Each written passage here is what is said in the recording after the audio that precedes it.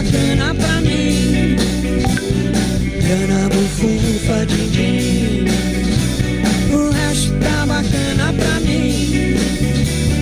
Grana, bufunfa, din-din, o resto tá bacana pra mim. Grana, bufunfa, din-din, o resto tá bacana pra mim. Grana, bufunfa, din-din, o resto tá bacana pra mim. Grana, bufunfa, din-din, o resto tá bacana pra mim. Grana, bufunfa, din-din, o resto tá bacana pra mim. Grana, bufunfa, din-din, o resto tá bacana pra mim.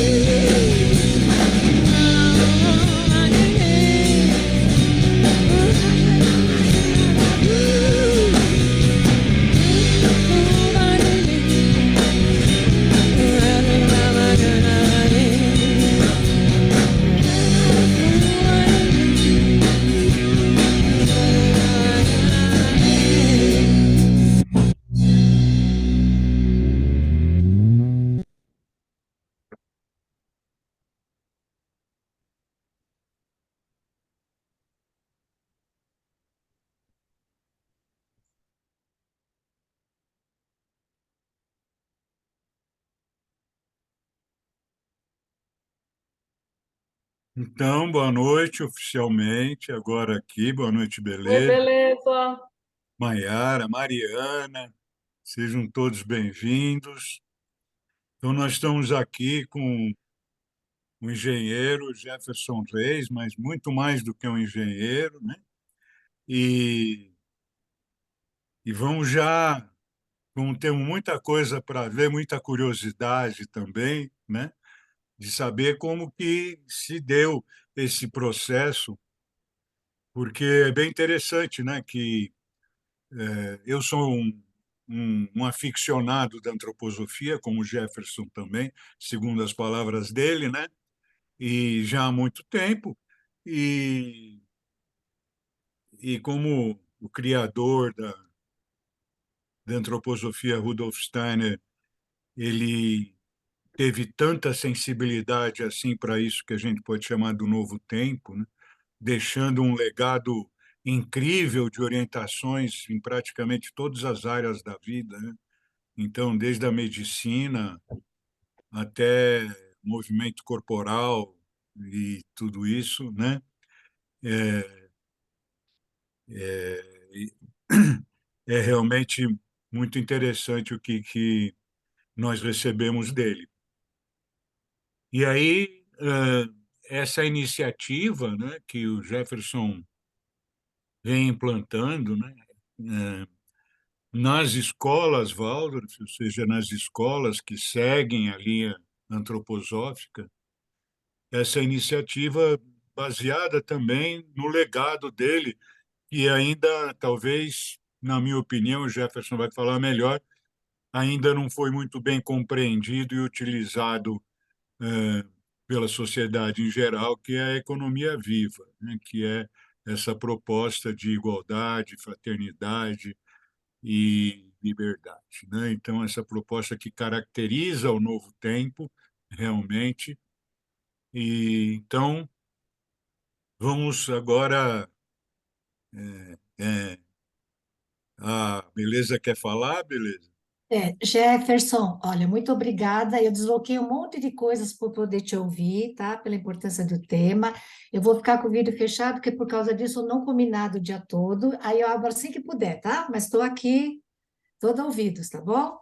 Até Muito mais. obrigado pela participação e pela explanação aí da sua câmera que vai ficar fechada. Obrigado, beleza. Prazer em conhecê-la. Então, assim, então vamos logo ao que viemos, né? E Jefferson, se quiser falar um pouco da sua trajetória, falar do que te inspira, do que te inspirou, quiser fazer alguma apresentação, você já tem aí autorização para isso. Então, vamos deixar agora você bem à vontade. Vamos Maravilha. colocar aqui esse spotlight aqui. Excelente. Muito obrigado, professor.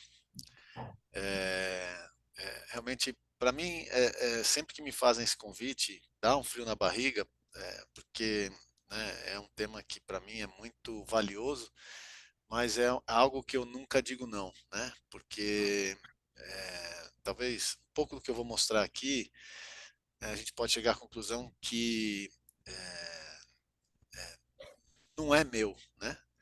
E portanto, eu acho que eu tenho que compartilhar o máximo que eu puder, né? Então, sempre eu estava agora há pouco às 3h30 conversando com uma pessoa da Waldorf de Olambra, né? Eu soube que tem mais o Murilo, né? Que é de uma outra Waldorf, de uma outra escola Waldorf.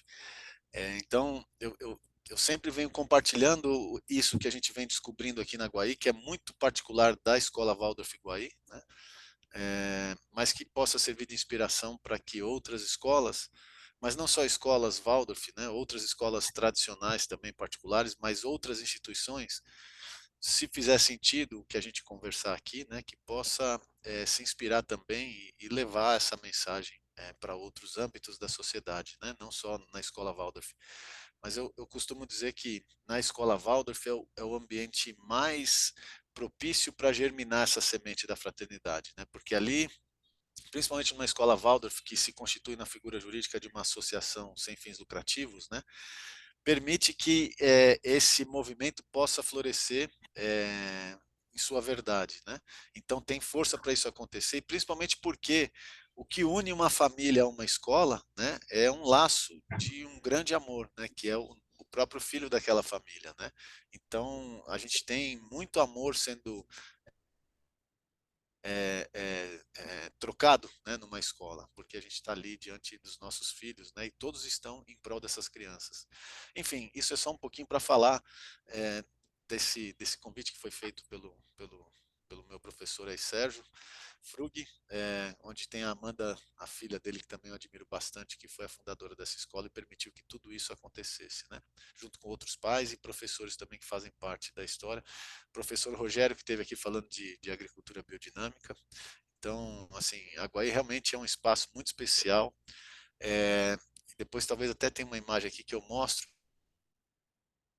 Ela está toda em volta por natureza. Então, eu costumo dizer e acredito muito que é um ambiente bastante protegido para que esse tipo de iniciativas possam ter um espaço para serem vivenciadas e trabalhadas e, quem sabe, poder inspirar outras instituições. Eu vou começar, eu acho que talvez não dê tempo de. Né, eu gostaria de conhecer vocês também, mas talvez a gente tenha um pouco mais de tempo na hora de perguntas né, ou dúvidas ou bate-papo. Então, para mim, me ajuda a compartilhar a tela. Eu vou compartilhar aqui. Eu sei que às vezes a gente fica com uma visão um pouco restrita da gente, né? Mas as imagens me ajudam a explicar, organizar aqui os pensamentos e também é, trazer um pouco mais de ilustração, né? Não tem uma sequência essa apresentação, porque eu costumo fazer para escolas, né, ou até mesmo para a nossa comunidade, então tem sempre uma sequência que eu sigo, mas aqui a ideia é um bate-papo, a gente olhar um pouco para esse modelo que foi criado, como é a proposta da reunião de hoje, e buscar inspiração para outras transformações. Então vai ficar um pouco aleatório os slides, né, mas eu começo por esse, que mostra um pouco além da minha profissão de engenheiro, como o Sérgio comentou no começo, né, muito mais que engenheiro, e realmente sou, né, porque antes dos meus filhos nascerem era mais fácil me definir, que eu entrava nesse âmbito da profissão, sou engenheiro formado, né, em tal área da engenharia, e tenho um cargo tal numa determinada empresa, pronto, já estava definido quem era o Jefferson. Mas aí depois chegaram esses três elementos aí, né, que minha esposa me ajudou nessa, trazendo eles para o mundo, e aí bagunçou tudo. Agora é mais difícil dizer quem sou eu, né, porque aí eu passei a querer entender realmente quem sou, né, graças a eles, porque para mim a paternidade foi realmente um divisor de águas na minha vida, foi um nascimento dos meus filhos, mas um renascimento meu também. Então, eu gosto de trazer essa imagem porque ela diz muito, né, sobre mim. E no momento que eles chegaram, né, eu que ingenuamente me definia como um ateu, né, aí chega esses três elementos aí para dizer, ó, tem uma coisa aí que você pensa que não existe, mas existe. E eles me conduziram nesse processo, obviamente que não foi do dia para a noite, mas assim, hoje, né, eu entendo que todo ateu é um crente ingênuo, né, porque Deus existe, ou qualquer que seja o nome que cada um queira dar. Algo além da matéria existe, existe um criador, uma criação, assim eu acredito agora, né? Porque antes, né, como um bom engenheiro pragmático, gosta de exatas, né, e depois eu fui descobrir que a matemática é a ciência mais espiritualizada que existe, né, porque ela traz a verdade. Mas quando a gente vê, né, a ciência explicando o que é um filho, né, essa multiplicação celular, o encontro de um espermatozoide com um óvulo, né, e aí a gente, tá bom, racionalmente a gente entende, essas células vão se multiplicando e aí nasce um ser desse de dentro da barriga de uma mulher, né? Mas junto com esse corpo físico vem algo que a ciência não se aventura a explicar, né? Porque é fácil entender eu poder amar meu pai ou minha mãe, porque eles já estavam aqui no mundo, ok? Né? Isso nasce desse encontro. Amar minha esposa, ela também já existia no mundo, mas um ser que chega no mundo, né? Como a ciência explica através de divisões celulares, né? A gente consegue explicar a matéria, mas o amor que nasce junto com eles, isso realmente a ciência não explica, né? Da onde vem esse amor que nasce de um ser que acaba de chegar, que você mal conhece, mas vem junto com esse pacote, esse peso todo? E daí eu comecei a buscar respostas, bati muita cabeça e fui atrás de autoconhecimento e fui buscar ecovilas e não sei o que, aquela despertada que você dá próximo dos meus 40 anos, então mistura tudo junto aí. Mas aí, nessa procura, eu bati na antroposofia e ali eu comecei a achar respostas de forma estruturada às perguntas que eu tinha. Obviamente que essas respostas vinham com muitas outras perguntas que surgiam dessas respostas. Então, isso se tornou um processo realmente de busca. E o que mais me agrada na antroposofia é um único dogma que ela tem, que é de não ser dogmática, né? Então, isso para mim é o que tem mais valor, ou seja, pega aquilo que faz sentido para você, né? Então, a Steiner traz todo esse conteúdo rico, denso e profundo em vários âmbitos da vida, né? Mas ele diz sempre que se isso não reverberar para você, se isso não fizer sentido, não precisa pegar. Diferente do que eu sempre tive na minha vida, quando se falava em igreja, eu fiz primeira comunhão, catecismo e tudo mais, mas era um dogma que te era dado e não tinha justificativa, você tem que acreditar. Então, quando falo, olha, eu estou dizendo isso aqui, mas não precisa acreditar, só acredite se você achar que é verdade, porque isso encontra uma verdade interior, aí você segue com esse conteúdo. Então, tudo que eu vou falar aqui também tem base nisso. Eu não sou conhecedor de tudo isso, eu sou apenas um experienciador. Então, aquilo que me faz sentido, eu pego e tento aplicar na prática. Então, muito do que eu vou falar aqui é da minha vivência, né? E do pouco que eu estudo da antroposofia, que é algo tão grande e tão profundo. Então, o que eu trago aqui é com base nisso, né?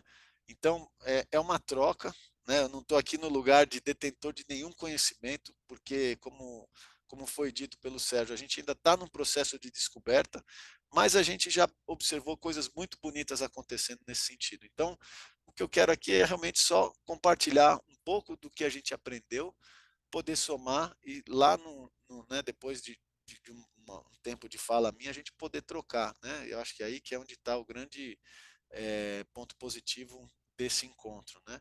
Então, na verdade, esse conteúdo é mais para a gente direcionar um tema e se esse tema fizer sentido, a gente poder aprofundar através das trocas, né? Bom, pois bem, esses três chegaram, bagunçaram minha vida. A gente que morava, né, em Alphaville com uma vida perfeita enquanto éramos casados, né? Eu trabalhava ali tudo pertinho e tal. Aí eles chegam e começam a fazer a gente questionar tudo que a gente conquistou até aquele momento, inclusive o local que a gente morava, que não estava mais fazendo sentido, escolas que a gente vinha buscando para os nossos filhos não tinham no lugar que a gente estava. E aí, se fosse tomar a decisão pelo casal, ficaria lá porque a vida estava redonda, mas nós não somos mais dois, somos cinco, então a gente tem que pensar no todo. E foi aí que, quando eu encontrei a antroposofia e esse conteúdo todo começou a fazer sentido para mim, veio a interrogação por que não ir para uma escola Waldorf, né? E aí, com toda essa vontade de fazer algo para o mundo, né? Com toda essa beleza que me encantou da antroposofia, eu não queria uma escola Waldorf que já tivesse pronta só para matricular os filhos, né? Eu queria fazer parte da construção de uma escola. Então essa é uma vontade que tanto eu quanto a Camila, minha esposa, a gente tinha muito forte. O que fez a gente abrir o olho, porque que a escola é muito mais do que alfabetizar uma criança, né? Assim eu pensava antes. Eu vi que a minha esposa começou a trabalhar numa escola construtivista lá em Alphaville, que tem todo um olhar mais amplo para a criança, e eu pude ver os bastidores da escola e entender que realmente a escola tem um papel muito importante na vida do desenvolvimento de uma criança. Então, a gente tomou a decisão de ir para uma escola Waldorf por isso, e uma escola que tivesse em construção. Aí a gente foi buscar algumas alternativas, quase que a gente foi para a escola Waldorf Angelim, em Jundiaí, mas aos 47 do segundo tempo apareceu uma mensagem no meu Facebook do Portas Abertas da Guaí, né? Eu falei, olha, eu não conhecia essa escola, fica aqui no Imbu. A gente foi até lá e a gente se encantou, né? Então é um perigo quando alguém vai para Guaí, principalmente com a criança, com o filho, porque essa criança vai ter que estudar lá, né? Porque uma vez que bate ali, eu já vi muitas crianças saírem da escola chorando, né? Porque quem tirou foram os pais. As crianças em si não querem sair de lá. Enfim, mas o mundo dos adultos a gente sabe que tem suas complexidades, seus karmas para serem resolvidos. Então, às vezes as crianças escolheram aquela família para viver um pouco desse karma, né? A gente aceita, né? Enfim, mudamos para Embu das Artes, fizemos essa mudança. Eu cheguei na escola em 2019, né? E antes disso, a minha filha estava na idade de ir para o primeiro ano, né? E tradicional, quando a gente vai para uma escola Waldorf, tem um olhar, a minha filha mais velha, né? Tem um olhar mais profundo sobre aquela criança, né? Um olhar mais individualizado, e foi entendido ali numa avaliação por alguns profissionais, professores, que seria melhor a Luísa permanecer mais um ano no jardim de infância, porque ela ia ter contato com canto, aquarela, ia estar muito melhor preparada para ir para o ensino fundamental da Guaí. Então a gente ficou no jardim de infância, que é o Bem Viver. Mas já começou um namoro lá na Guaí, né? E quando eu fui no ano seguinte para a Guaí, que aí foi 2019, né, já tinha algumas pessoas me esperando, né? Porque minha vontade de atuar na Guaí era tão grande que a gente já ia conversando e tudo mais. Então eu entrei no primeiro ano para o Conselho de Pais, né? Então a Escola Waldorf ele tem três grandes pilares, né? O Conselho de Pais, que faz toda a interface das famílias com a escola, né? Com o corpo pedagógico, com a administração. Então esse é um pilar. O outro grande pilar de sustentação é a mantenedora, né? Que é quem faz toda a gestão administrativa da escola. E por fim um terceiro pilar que é o corpo pedagógico, né? Que é o pilar que é o guardião da antroposofia, quem direciona todo o caminho da escola, né? Então, esses três pilares são o que sustenta, né, uma escola Waldorf. E aí, eu entrei para o Conselho de Famílias logo no primeiro ano, né? Eu queria ajudar a engajar a comunidade, enfim. É uma associação, né? Então todos são donos daquela escola, né? Todos fazem parte da sustentação daquela escola, seja financeira, seja física na construção, né? Seja anímica nas relações, enfim, e até na parte espiritual. Aqueles que compõem aquela comunidade realmente são responsáveis por sustentar aquele movimento no mundo, né? Enfim, e eu ali participando desse engajamento, ali onde eu me via atuando, mas completado o primeiro ano, a gente teve um processo na escola de uma eleição, né, onde e toda a escola Waldorf tem lá seus cargos estatutários, compostos, né, no caso da Guaí, pelo presidente, vice-presidente, primeiro tesoureiro, segundo, primeiro secretário, segundo secretário e três conselheiros fiscais. Pois bem, alguns desses cargos estavam vagos porque as pessoas renunciaram, né? E aí precisávamos fazer uma eleição emergencial para compor esses cargos, né? E um deles era do presidente, né? Então tinha um do presidente, tinha do vice e primeiro tesoureiro, que eu me lembro eram esses três cargos que estavam abertos, e um conselheiro fiscal. Então foi convocada uma reunião emergencial e eu cheguei lá para votar e no final fui votado, né? E aí me elegeram presidente. Isso foi em 2020, quando a pandemia estava começando, né? Então imagina, na hora eu disse não, aí minha esposa falou, olha, você estuda antroposofia, a gente escolheu uma escola para ajudar a construir, agora que a escola precisa de você, você vai dizer não, né? Então ela trucou e eu só tive a escolha de mandar descer, né? Então vamos, vai, já que é assim, né? Ainda mais sua esposa dando essa trucada. E aí eu acabei aceitando essa função, com frio na barriga, sem saber onde eu estava me metendo. Mas assim foi o nascimento da escola, né? Então aqueles pais fundadores também, num ato de coragem, assumiram uma responsabilidade que também não tinham ideia do tamanho que era. Enfim, de lá para cá eu comecei a olhar para a escola de um outro ângulo, né? Então, enquanto eu queria engajar a comunidade, enquanto era do conselho de famílias, quando você passa a fazer parte da administração da escola, você tem que olhar para os números, né? E aí eu comecei a olhar para os números da escola e comecei a encontrar coisas que não estavam conectadas com aquilo que eu estudava, né? Então eu comecei a questionar. E eu acho que talvez essa seja a principal mensagem hoje desse encontro, é questionar aquilo que existe, né? Isso também é algo que é muito desenvolvido nas crianças que estudam na escola Waldorf. Saber olhar para o mundo lá fora e questionar aquilo que não encaixa, né? Pô, por que que isso está assim, né? Isso eu passei a fazer, dado que quem está aqui são meus filhos. Então, o que eu quero é o melhor para eles, né? E querendo o melhor para eles, eu preciso questionar aquilo que está ali, que para mim não faz tanto sentido. Então, tudo começou por aí. Eu olhava os números da escola e olhava o que a escola falava, falava, pô, não está conectado, né?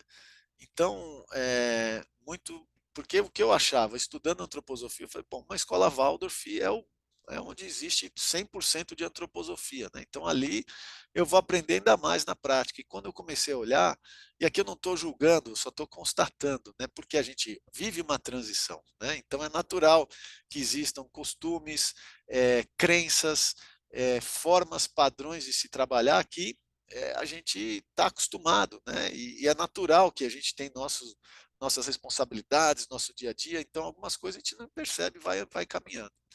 Uma das coisas que me chamou a atenção foi o fato de ter mensalidade. Num primeiro momento, eu entrei, matriculei minha filha lá, minha primeira filha. Hoje, meu terceiro filho, que é esse menor, está entrando na Guaí, né, esse ano. Então, vou estar com os três agora lá na escola. A Laura, que é a do meio, está indo para o terceiro, a Luísa está indo para o quinto, que está na classe do Vicente, né? E o Tiago está entrando no primeiro ano. Então, eu comecei a olhar para esses números, né? E uma das coisas que me chamou a atenção foi o fato de ter mensalidade. Mas por que que deu esse gatilho e eu despertei para essa questão, né? Porque quando eu matriculei minha filha em 2019, eu não questionei, tinha lá um valor de mensalidade, isso é padrão, eu posso pagar, vamos embora. Se eu não puder, me submeto a um processo de bolsa. Não é assim que funciona, né? Em todas as escolas particulares. Então, ok, né? Mas quando eu comecei a olhar os números, né, eu observei que existiam as mensalidades, mas quando eu olhei quanto cada família paga, existiam 29 valores de mensalidade. Falei, opa, é apresentado para o mundo 4 valores de mensalidade, uma por primeiro ano, aí você tem um outro valor mais alto para o segundo, terceiro, aí um mais alto para o quarto, quinto e sexto, e sétimo, oitavo, valor mais alto. Se justifica, né? O oitavo ano tem mais matérias, custa mais, o primeiro ano tem menos, custa menos. Então tem uma lógica e você vai seguindo essa lógica. Porém, se isso fosse verdade, a gente teria que ter 4 valores de mensalidade nas informações que eu estava analisando, mas eu encontrei 29 valores. Eu falei, opa, a gente está falando que tem isso, mas por que que a gente tem 29 valores de mensalidade? Ou seja, tem mensalidade de R$ 300 por mês, de 400, eu estou chutando números, tá? Tem 29 valores, né, agrupados em vários, com determinado valor, tem 10 alunos que pagam, outro valor tem. Mas a gente fala que tem 4. Eu falei, isso não está casando, né? A gente precisa alinhar nossa fala, senão a gente se perde, né, no que a gente traz. Então, o que que acontecia na Guaí? Existia um processo de bolsa que tinha um olhar mais humano, processo de submissão de bolsa, onde se abriam mais, de uma forma mais flexível para valores, né, que eram diferentes daquilo. Em geral, uma escola que tem um processo de bolsa, ela tem lá a bolsa de 50%, bolsa de 100% para filhos de professores, algumas escolas têm, né? E bolsa de 70%. E até então, no máximo aí uns 5, 6 valores, mas 29 era muita coisa. Então, mas aí o que me fez refletir sobre isso? Um dia eu liguei a uma experiência que eu tive quando eu era do Conselho de Famílias ainda e estava no Portas Abertas da escola. Portas Abertas é um evento que os professores conduzem, onde os pais que querem conhecer a metodologia Waldorf vivenciam um processo de aprendizado como se fossem os alunos, né? Então, o conteúdo dentro da escola Waldorf ele é passado de forma viva, né? Quem tiver curiosidade, fica o convite do próximo Portas Abertas da escola. É um processo muito bonito. E aí eu vi um casal que estava, né, junto, em geral vai só a mãe, né, e lá estava o pai e a mãe, né. E aí no final eu fui lá, e aí, o que vocês acharam e tal? E a mãe foi muito direta, me surpreendeu, né. Ela falou, olha, a minha filha nasceu lá na Monte Azul com uma médica antroposófica. Eu quis pôr ela no Jardim de Infância Waldorf, mas não pude pagar. Ela está saindo agora do ensino infantil público e eu quero pôr ela numa escola Waldorf, mas a gente é pobre, não tem dinheiro para pagar a mensalidade. Aquilo foi, ela nem o nome tinha me dito, ela já falou isso de cara para mim. Falei, nossa, como é que eu saio dessa, né? E a resposta foi imediata também. Falei, olha, se é o que você realmente quer, conversa com seu marido hoje à noite e vem aqui, volta a conversar que a gente vai dar um jeito. Se vocês entenderem que é aqui que vocês querem ficar e colocar sua filha, a gente vai dar um jeito. E essa família, obviamente, entrou na. Quando a gente quer, realmente a gente faz acontecer. Ela entrou na escola. Mas aquilo me fez refletir, né, sobre esse processo. Né? Se a pedagogia que tem como principal objetivo formar um ser humano livre que possa se expressar e se manifestar no mundo de forma livre e autêntica, entendendo o contexto que ele está inserido, mas entendendo quem ele é e se expressando no mundo, né? Muitas vezes a gente pensa que é livre para escolher isso, né? Mas da geração que eu venho, você é livre, desde que, se for na área de exata, seja engenheiro, se for na biológica, seja médico, e se for em humana, seja advogado. Então você tem uma certa liberdade, mas ela não é plena, né?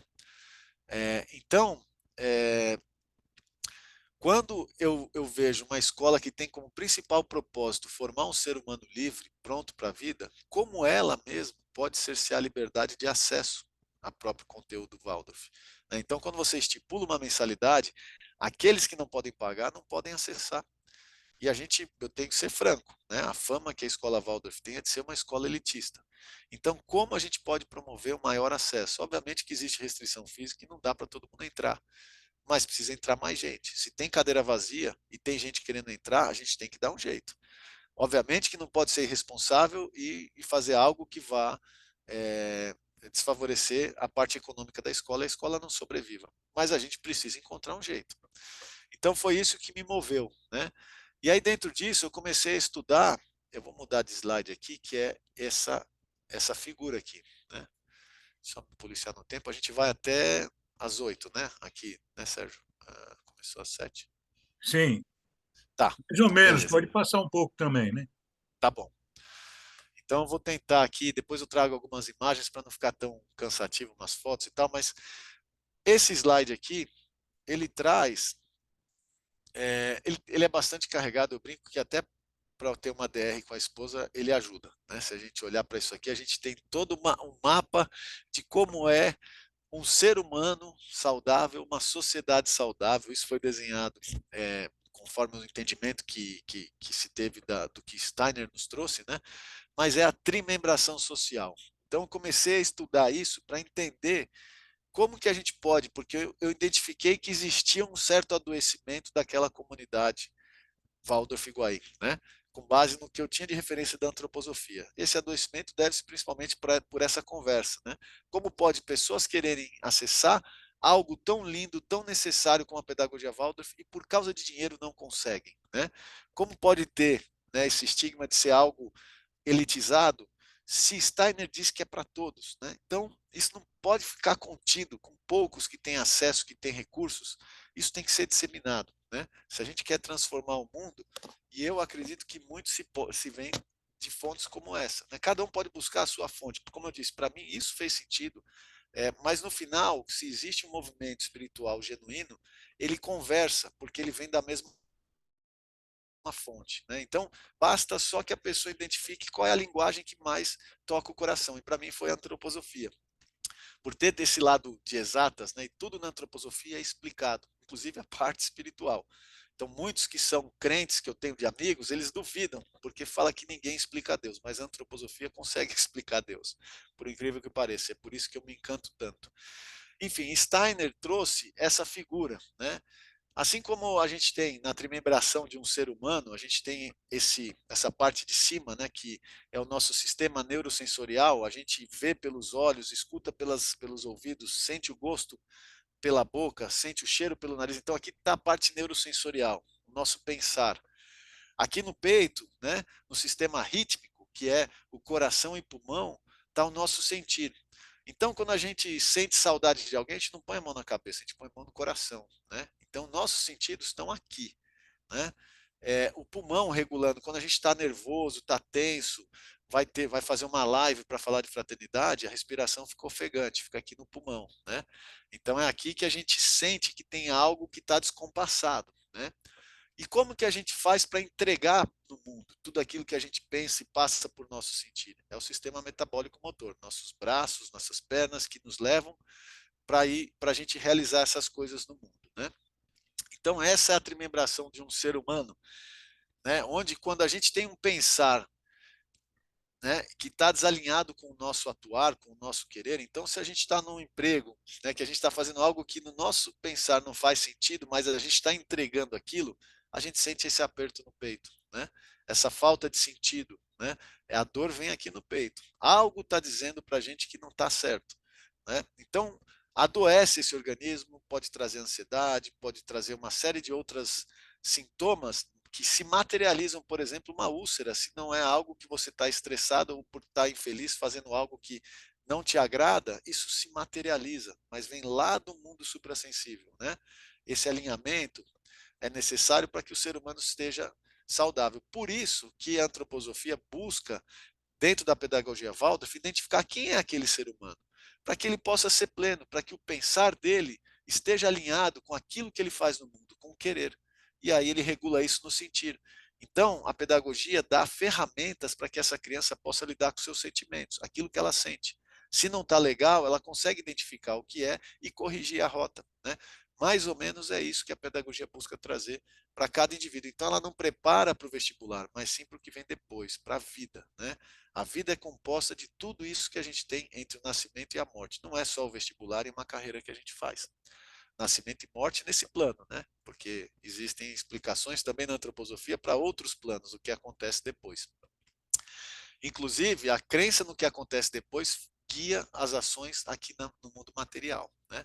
E é isso que a gente entra agora nessa parte dos princípios, né, e âmbitos de uma sociedade. Então, essa trimembração, que é o arquétipo do 3, né, ele se estende para várias coisas, né? Uma delas é a sociedade. Então, assim como um ser humano saudável precisa ter um alinhamento entre aquilo que ele pensa versus o que ele faz regulado pelo sentir, uma sociedade, para que ela esteja equilibrada também, né, é necessário que dentro do âmbito cultural e espiritual dessa sociedade atue o princípio da liberdade, né? Dentro do âmbito jurídico-político que regula todas as leis daquela sociedade, o princípio da igualdade, ou seja, a lei é igual para todos. E dentro do âmbito econômico daquela sociedade, o princípio da fraternidade, né? Então, isso é o que Steiner desenhou como uma sociedade saudável. E isso eu falo que não é uma teoria, tá? Isso aqui realmente é uma observação da prática.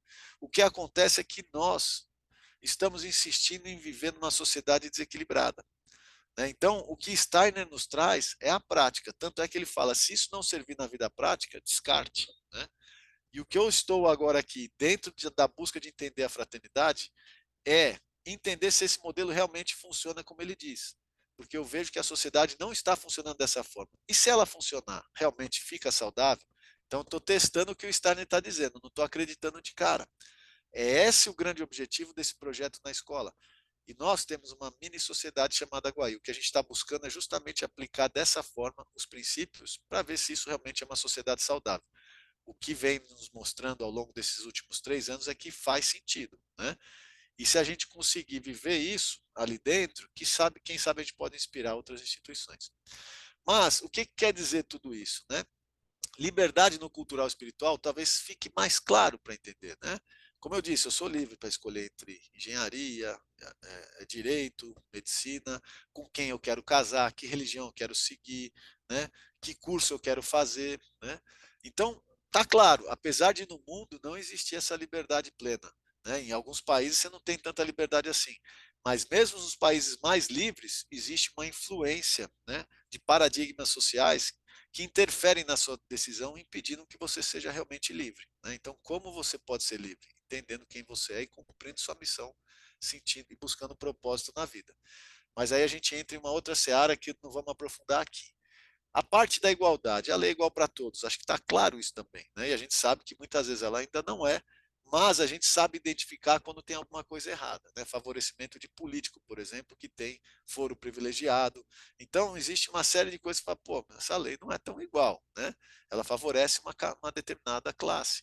Mas ok, a gente já sabe identificar. Agora, a fraternidade, que coisa é essa? Né? Estamos aqui tentando descobrir como é que é esse negócio de fraternidade. Essa é a novidade que a gente está tentando desbravar aqui. Então, o que, que a gente fez aqui? Né? E falar de fraternidade, as famílias chegam na escola e parece que é algo louco. Né? Então, assim, pô, essa comunidade é meio alternativa e tal. Então, eu sempre trago aqui alguns slides, né, que mostra que não é bem assim. Né? Então, por exemplo, a gente tem aqui, né, o Papa Francisco falando de fraternidade para o mundo inteiro, em meio à pandemia. Ele fala para um corpo de diplomatas, isso foi em 2021, que a fraternidade é o antídoto para o mundo. Ela é tão importante hoje quanto as vacinas. Isso lá em 2021, que estava no pico do corona. E você vê todos os diplomatas lá no Vaticano de máscara, né? Ele falou isso em 2020, que eu fui buscar informações, falei, meu, o que é essa fraternidade? Vamos atrás disso, porque, né, se a gente vai fazer esse movimento, tem que entender. Ele falando que a fraternidade é o antídoto para o neoliberalismo. Esse mundo, não digo desigual, mas desequilibrado que a gente vive. Né? Existem consultorias grandes, prestando consultoria para grandes empresas também, falando de fraternidade.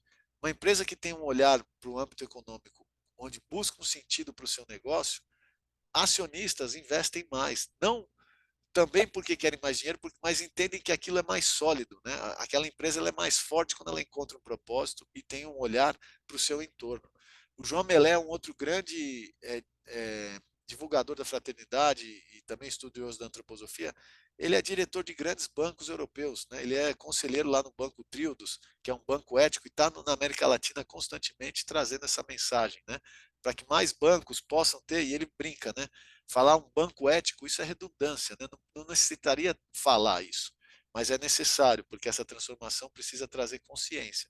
Então, um banco precisa ter ética, precisa ser transparente. Quando você coloca um dinheiro no banco, você precisa saber exatamente onde ele está indo. Hoje se pulveriza em vários fundos que nem o gerente consegue te explicar onde está o seu dinheiro. Muitas vezes você vai na Paulista protestar, por exemplo, contra o agrotóxico, né? Mas o dinheiro que você põe no banco investindo em um fundo, provavelmente ele pode estar apoiando, suportando, né, recursos para indústrias que produzem agrotóxico. Né? Então, não estou entrando no mérito se é bom ou se é ruim, mas contra tabaco, por exemplo, se você é contra o tabaco, né, e protesta e fala para a pessoa que está junto que você gosta de não fumar, mas se está com dinheiro no banco, talvez ele esteja investindo numa empresa como essa. Então, a consciência, a transparência de onde o dinheiro está, faz parte desse processo também. Então, trago aqui um pouco de reflexão que isso realmente é algo que está no mundo, né? Não é só específico da antroposofia, da pedagogia Waldorf ou da Guaí, né? Outras escolas também estão se inspirando e buscando responder essa pergunta e vivendo isso na prática. Então, tem um slide aqui que traz uma reflexão bem interessante sobre esses princípios, quando eles não atuam de forma correta, ou seja, a liberdade no cultural e espiritual, a igualdade no jurídico e a fraternidade no econômico, adoece a sociedade. E a gente vai entender por que aqui. Ó. Esse slide aqui é da Lumo, que é uma consultoria, né, que trabalha esses conceitos em grandes corporações, que trazem um olhar mais humano, buscam entender qual é o propósito e missão da empresa e buscam uma atuação dessa empresa de forma fraterna no mundo. Né? Então, eles vão trazendo esses elementos, obviamente em doses homeopáticas, né? Porque essa transformação ela não é tão rápida, infelizmente, mas esse slide é uma releitura de um slide da Lumo, tá? Então, deixo os créditos aqui para a Lumo, para essa consultoria. Mas aqui, o que acontece, né? Quando a gente tem, né, a liberdade atuando na vida cultural e espiritual de uma sociedade, a gente tem a forma de expressão verdadeira, né? Então, a criação pela aplicação de suas capacidades, ou seja, aquele indivíduo pode atuar de forma livre e trazer suas capacidades, seus dons para a construção de tudo que faz parte daquela sociedade. Então, vai fazer com que cada individualidade humana brote na sua essência, cumpra a sua missão e encontre a sua melhor inserção e expressão nesse organismo social. Ou seja, tem espaço para você se manifestar.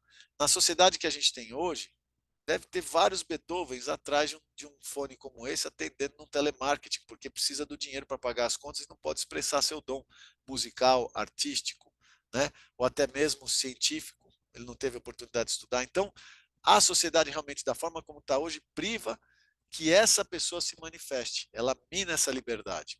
Então, se a gente tem, por exemplo, o princípio da igualdade atuando na vida cultural e espiritual, o que a gente tem? Senão o fundamentalismo, né? Então, você põe na cabeça do seu filho, põe na cabeça dos seus amigos que aquela é a verdade, assim é a forma de criar, de crescer, de se expressar. Então, a gente vê também isso, adoece a sociedade. Por outro lado, se a gente tem a fraternidade atuando na vida cultural e espiritual, a gente tem manipulação e favorecimento. Ou seja, mesmo por um gesto de amor, um pai quer o melhor para o filho, né? Então, filho, eu quero que você seja médico, né? Para que tenha um lugar de destaque na sociedade. Por amor, ele manipula e aquele filho talvez se frustre sendo um médico, quando poderia ser, por exemplo, um belo de um administrador, ou um belo de um artista, ou um belo de um chefe de cozinha, né? Ou um belo músico, né?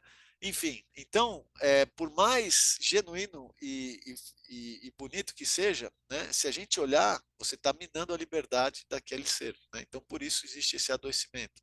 Então, qual é o ideal? Que a liberdade atue na vida cultural e espiritual para que você possa se expressar. Descendo um nível, né, entrando na vida jurídica política. Se a liberdade atuar ali, a gente tem a anarquia. Ou seja, ninguém é respeitado. Como é que a gente pode prosperar numa sociedade de forma saudável se cada um faz o que quer sem se importar com o outro, né? Então também não funciona. Agora, se a igualdade atua na vida jurídica e política, a gente tem realmente os direitos iguais. A gente estabelece as melhores formas de se relacionar, né, dentro desse organismo social. A lei é construída para que ela não seja utilizada. Ela é construída para que ela seja consultada para esclarecer uma dúvida, porque a coisa já é natural, né? E, por fim, aqui nesse âmbito político-jurídico, se a fraternidade atuar ao invés, né, da igualdade, a gente promove a desigualdade, a corrupção. O que a gente mais vê no Brasil, né, se não alguns se unindo, né, para legislar em benefício próprio, né? Senadores que votam uma lei que aumenta o próprio salário, né? Aqui o esquema de corrupção instaurado, né, seja ele petrolão, mensalão e qualquer que seja o esquema, né? Por mais que a gente tenha afinidade por um lado ou outro político, acho que um consenso a gente tem, existe corrupção em qualquer candidato de qualquer cargo político atualmente no mundo, né? Então, que a gente possa olhar para isso. E isso é uma fraternidade atuando onde devia ter a igualdade. E aí, para fechar, para entender um pouquinho mais da fraternidade, né? Então, lá na vida econômica, né, a gente precisa ter esse princípio da fraternidade atuando, né? Caso contrário, se a liberdade atuar ali, né, a gente tem o liberalismo, o capitalismo exagerado, né? Então, o que isso promove? Não vou entrar no mérito, obviamente, né, se está certo ou errado. Eu entendo que o capitalismo nasceu na melhor das boas intenções, né? Mas quando a gente olha para essas fotos, é duro de ver isso, né? Olha a discrepância que a gente tem no mundo hoje. Como pode, né, famílias com patrimônio de uma frota de aviões que pode sustentar todo o patrimônio que ela tem, mais 50 herdeiros, né, de gerações de herdeiros, e do outro lado crianças morrendo de fome? Algo não está certo, né? Não estou dizendo que o capitalismo é ruim de tudo, mas será que não existe possibilidade de melhorar, né? O que isso nos mostra, né? Várias informações que medem, né? Essa informação é de 2016, tá? Se a gente for atualizar isso, essa desigualdade acentuada, eu digo que a desigualdade ela é saudável no âmbito econômico, né? Eu vou explicar um pouquinho, porque a gente vai entrar no comunismo, que traz a igualdade para esse âmbito econômico. Mas, quando essa desigualdade é muito grande, né, isso sim traz, né, uma desigualdade elevada, traz esse adoecimento. Lá em 2016, 1%, né, da população detinha, né, a riqueza equivalente aos outros 99%. Ou seja, 1% de uma determinada população, né, detém as riquezas dos outros 99%. Ou seja, né, poucas pessoas têm tanta riqueza que equivale a metade do que todo o resto dos outros 99% tem. Né? Então, isso está claro, essa desigualdade acentuada. Por outro lado, se a gente tiver igualdade atuando no âmbito econômico, a gente tem massas e não indivíduos, a gente tem o comunismo. Né? Então, a gente já viu que também teve uma excelente, uma linda intenção, mas na prática ele não se concretizou. Né? Então, assim, ele não funcionou. A gente viu, e aqui eu trago de novo, né? São vivências pessoais minhas. Eu tive em 2008 em Cuba. E aqui são algumas fotos que eu nem tinha esse arquivo mais digital, é um álbum que a gente montou. Aqui estou eu, não sei quantos anos mais novo, né? Aquele cabelo grisalho não existia aqui, nem a barba, enfim, um pouquinho mais fortinho, né? Mas olha que interessante, a gente teve lá em 2008, né, uma visita turística. A gente passou por Havana e depois fomos para Varadeiro, né, e Caio Blanco, onde existem resorts e praias paradisíacas com all inclusive maravilhosos, né? A gente falou, mas vamos conhecer Havana também, né? E a gente foi primeiro para Havana. Falei, vamos para Havana, dar uma caminhada, depois a gente vai curtir a praia. A gente precisou de uns 2, 3 dias para voltar ao normal e poder curtir. Porque a gente fez uma caminhada em Cuba, né? Isso lá em 2008, muita coisa mudou. Mas esse regime socialista, comunista, a gente pôde viver lá. Né? Por quê? A gente não contratou um guia, a gente comprou um guia impresso, na época não tinha celular, não tinha nada, e a gente saiu andando por Cuba. Né? Quando a gente esteve lá na universidade, essa foto aqui embaixo, né, no canto direito, aqui é a Universidade de Havana. A gente entrou na universidade e lá a gente encontrou o Carlos, que é esse de camisa vermelha aqui no meio. Era um garoto que estudava, se eu não me engano, agora me fugiu aqui o que ele estudava, era ciências sociais, eu acho. Quando ele viu a gente, na hora ele viu que era turista. Ele veio perto para saber quem era a gente, queria conversar, os olhos brilhando para saber, né? O que vocês estão fazendo aqui? De onde vocês vêm, né? E aí a gente começou a conversar. Ele levou a gente nesse bar aqui, que é um bar lá da universidade, onde a gente tomou lá a bebida que o Fidel tomou, o Negron, né? E conversamos bastante. Aí eu falei, Carlos, a gente vai ficar mais um dia aqui. Você não consegue ser nosso guia para mostrar Cuba da forma como é por um cubano, né? E aí a gente saiu nesse dia. Ele falou, olha, eu posso. Não existe telefone, né? Então amanhã nesse mesmo lugar aqui na porta da universidade.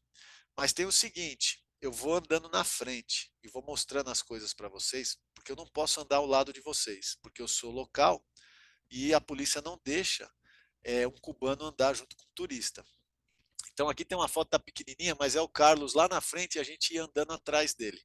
E ele ia mostrando, né, as coisas. Então, chegava no hospital que o Maradona foi tratado, ele parava, olhava para o lado, não tinha ninguém, ele falou, aqui foi onde foi Maradona foi tratado. Então ele foi fazendo esse tour, até chegar na casa dele. Né?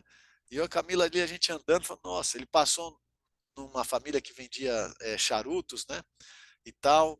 Mas enfim, a gente parou para almoçar. Lá tem um restaurante que chama.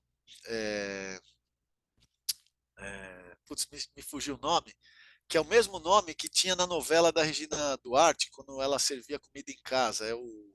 Enfim, isso inspirou algumas famílias cubanas a abrir a porta das suas casas para servir comida. Né? E aí o Carlos levou a gente num lugar desse. Né?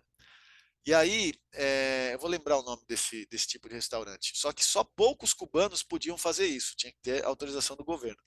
E o Carlos não era turista, não era guia, né? Então ele não podia entrar no restaurante. Só o guia, que também tem autorização do governo, pode entrar e levar os turistas. Então o Carlos não podia entrar, só que aí a gente entrou lá e falei, olha, meu amigo, eu quero comer aqui, mas eu queria que aquele amigo meu ali de fora pudesse comer também. Né? Ele está comigo, inclusive foi ele que indicou aqui. E esse dono desse restaurante, que era a casa dele, falou, não, tudo bem, pode entrar. Né? Ele viu que ia perder o cliente, então deixou o cubano entrar. E eu falei, Carlos, escolhe qualquer coisa que você quiser do cardápio. Lá é tudo muito barato, né? Aí ele falou, não, eu não vou incomodar. Eu falei, não, Carlos, fique à vontade. Aí ele escolheu um frango, né? Eu falei, mas você não quer a lagosta? Ele falou, não, meu estômago não está acostumado com a lagosta, né? Eu vou comer isso, vai me dar dor de barriga, porque a lagosta, ele falou, fica dormindo na frente, no malecón, né, que é onde tem a praia, para os turistas. Os cubanos são proibidos de pescar lagosta, porque senão eles pescam a lagosta e o turista não tem lagosta. Olha o que acontece ali, né? Eu falei, Carlos, pode pedir a lagosta. Ele não quis pedir a lagosta para não pegar um prato mais caro, né? E aí eu falei, não, você pode pegar a lagosta. A gente almoçou, né? E aí ele foi buscar um CD, ele saía no meio do almoço, não, não, eu quero te mostrar uma música cubana linda, não sei o quê. Aí ele encontrava um amigo que tinha um CD, ele trazia o CD para eu escutar e tal. Enfim, chegamos na casa dele, aqui está a foto dele na varandinha da casa dele, uma cachorrinha aqui embaixo, e aqui a gente viu a casa dele. E aqui tem, né, esse fogão com a boca acesa, porque eu cheguei lá, falei, não tinha ninguém na casa, era uma casa de quarto, sala e cozinha, morava ele, a irmã, o irmão e a mãe, né? A janela quebrada, eu falei, mas Carlos, aqui não tem dinheiro para pintar, a tinta é cara. Eu falei, mas a boca do fogão está acesa, não tem ninguém, é perigoso. Ele falou, não, a gente deixa a boca do fogão acesa porque o fósforo é muito caro e o gás é encanado, é do governo. Então eles deixam a boca do fogão acesa porque eles não têm dinheiro para comprar o fósforo, né? E aí ele falou, eu não vou te oferecer nem água, porque a água que eu tenho aqui, eu fervo e ponho na geladeira, mas eu tenho certeza que para vocês não vai cair legal. Então a gente ficou ali conversando, né? Essa roupa que ele tem parece bem vestido. Foi um primo dele que conseguiu ir para Miami, né? E de lá ele foi de jangada, arriscando a vida, e de lá ele manda algumas roupas para os familiares. Ele só tinha essa camisa polo e uma camiseta e uma bermuda jeans. Era a roupa que ele tinha. Enfim, eu levei um monte de coisa na mochila, porque quando eu vi ele na faculdade bem vestido, eu falei, não, não é do jeito que falaram, dá shampoo do hotel, leva shampoo para a população, leva camiseta, leva não sei o quê. Bom, eu pus na mochila nesse dia porque eu falei, não vai precisar, mas se precisar tá aqui. No final deixei tudo com ele, né? Para ele foi muito bom. Dei até uma camiseta do São Paulo, tá? Então vocês verem um cubano com camiseta do São Paulo é o tricolor em Cuba. Boa. Mas enfim, gente, o que eu quero trazer aqui está a prova de que esse modelo não funciona, né? Então assim, ele falava, Fidel Castro tomava vinho de $500 no seu jardim e a população ficava desse jeito. Então investi um pouquinho mais tempo aqui para relembrar minha viagem, mas também para trazer vivências que realmente, né, isso desestabiliza. E o que deve atuar então ali, senão a fraternidade, né, que é a compreensão e atendimento das necessidades. Pois bem, então isso é um pouquinho do que a gente, né, e aí chegou nesse modelo onde a gente busca aplicar justamente, né, esse conceito. E aí só para fechar, e a gente pode abrir para conversas, né, a gente observou, então, a importância de a gente estar sempre observando, né, questionando e, obviamente, buscando conteúdo, contextos, para ter referência, senão a gente também não tem como saber se aquilo está certo ou errado, né? Então, através do estudo da antroposofia, do estudo dessa trimembração, da vivência e observação do que acontecia naquele meio ambiente ali da escola, a gente foi revisando e, com base na informação, a gente foi criando coragem para dar esse passo no novo, né? Essa nova era demanda coragem, demanda confiança, e isso a gente só encontra numa base espiritual, senão a matéria ela não nos traz 100% dessa confiança, porque o sentido da vida não está na matéria, né? No meu entendimento, ele busca uma inspiração lá no espiritual. Pois bem, olhando para a realidade, né, o que a gente entendeu? Que o simples conceito de mensalidade desequilibra toda a nossa sociedade chamada Guaíba. Por quê? Porque mensalidade ela é calculada, e eu, quando acessei os números, né, da escola e projetei o orçamento, é fácil entender como se funciona o cálculo de uma mensalidade. O que você vai fazer? Projetar as despesas do ano seguinte e dividir pelo número de alunos do ano seguinte. Aí a gente tem o valor da mensalidade. Ela é igual para todos, né? Então, se ela é igual para todos, entendemos que todos têm o mesmo salário, Todos têm a mesma despesa? Todos têm a mesma configuração familiar? Todos têm as mesmas necessidades? Obviamente que não. Então, por que o valor da mensalidade é igual, se ninguém é igual? Por isso que eu digo que, no âmbito econômico, tem que existir a desigualdade. Porque se existir a igualdade, a gente cai no comunismo. Todo mundo tem o mesmo carro, todo mundo tem o mesmo salário, todo mundo tem o mesmo padrão de casa. E eu tenho certeza que nesse grupo, que nem é tão grande, cada um tem uma necessidade especial. Então, isso deve sim ser respeitado. Portanto, quando se calcula a mensalidade, além da gente trazer o princípio da igualdade, é um cálculo extremamente frágil que vai limitar o acesso de crianças à nossa escola. Como se calcula se não, como eu disse, projetando a despesa, ou seja, é uma despesa projetada, não é real. Dificilmente a gente acerta essa despesa. Depois a gente divide pelo número de alunos. Para saber o número de alunos, a gente tem que acertar quantos alunos a gente acha que vai sair e quantos alunos a gente acha que vai entrar. Então são duas contas para a gente acertar, ou seja, nunca a gente vai acertar. E aí a gente determina um número, divide pela despesa e calcula a mensalidade, colocando, obviamente, um coeficiente ali de, de medo, né? Para dar uma margem de segurança e tal, chega lá naquele valor. Só que aquele valor é o preço da liberdade do filho do outro. Eu costumo dizer isso. Porque se a pedagogia vai promover a liberdade do seu filho, não sou eu que quero calcular a liberdade do filho do outro. Difícil é calcular a liberdade do meu, imagine do outro. Então, o que a gente passou a viver? Né? Que cada um faça esse cálculo. Por quê? Porque se a mensalidade continuasse, né, a gente restringiria o acesso, portanto, não teria liberdade nesse âmbito. A gente privaria algo que é tão importante na escola quanto o processo pedagógico, quanto a natureza que ele tem, que é a diversidade. Se a gente quer entender um fenômeno, não adianta a gente olhar do mesmo ângulo. A gente precisa ampliar o ângulo de olhar daquele fenômeno.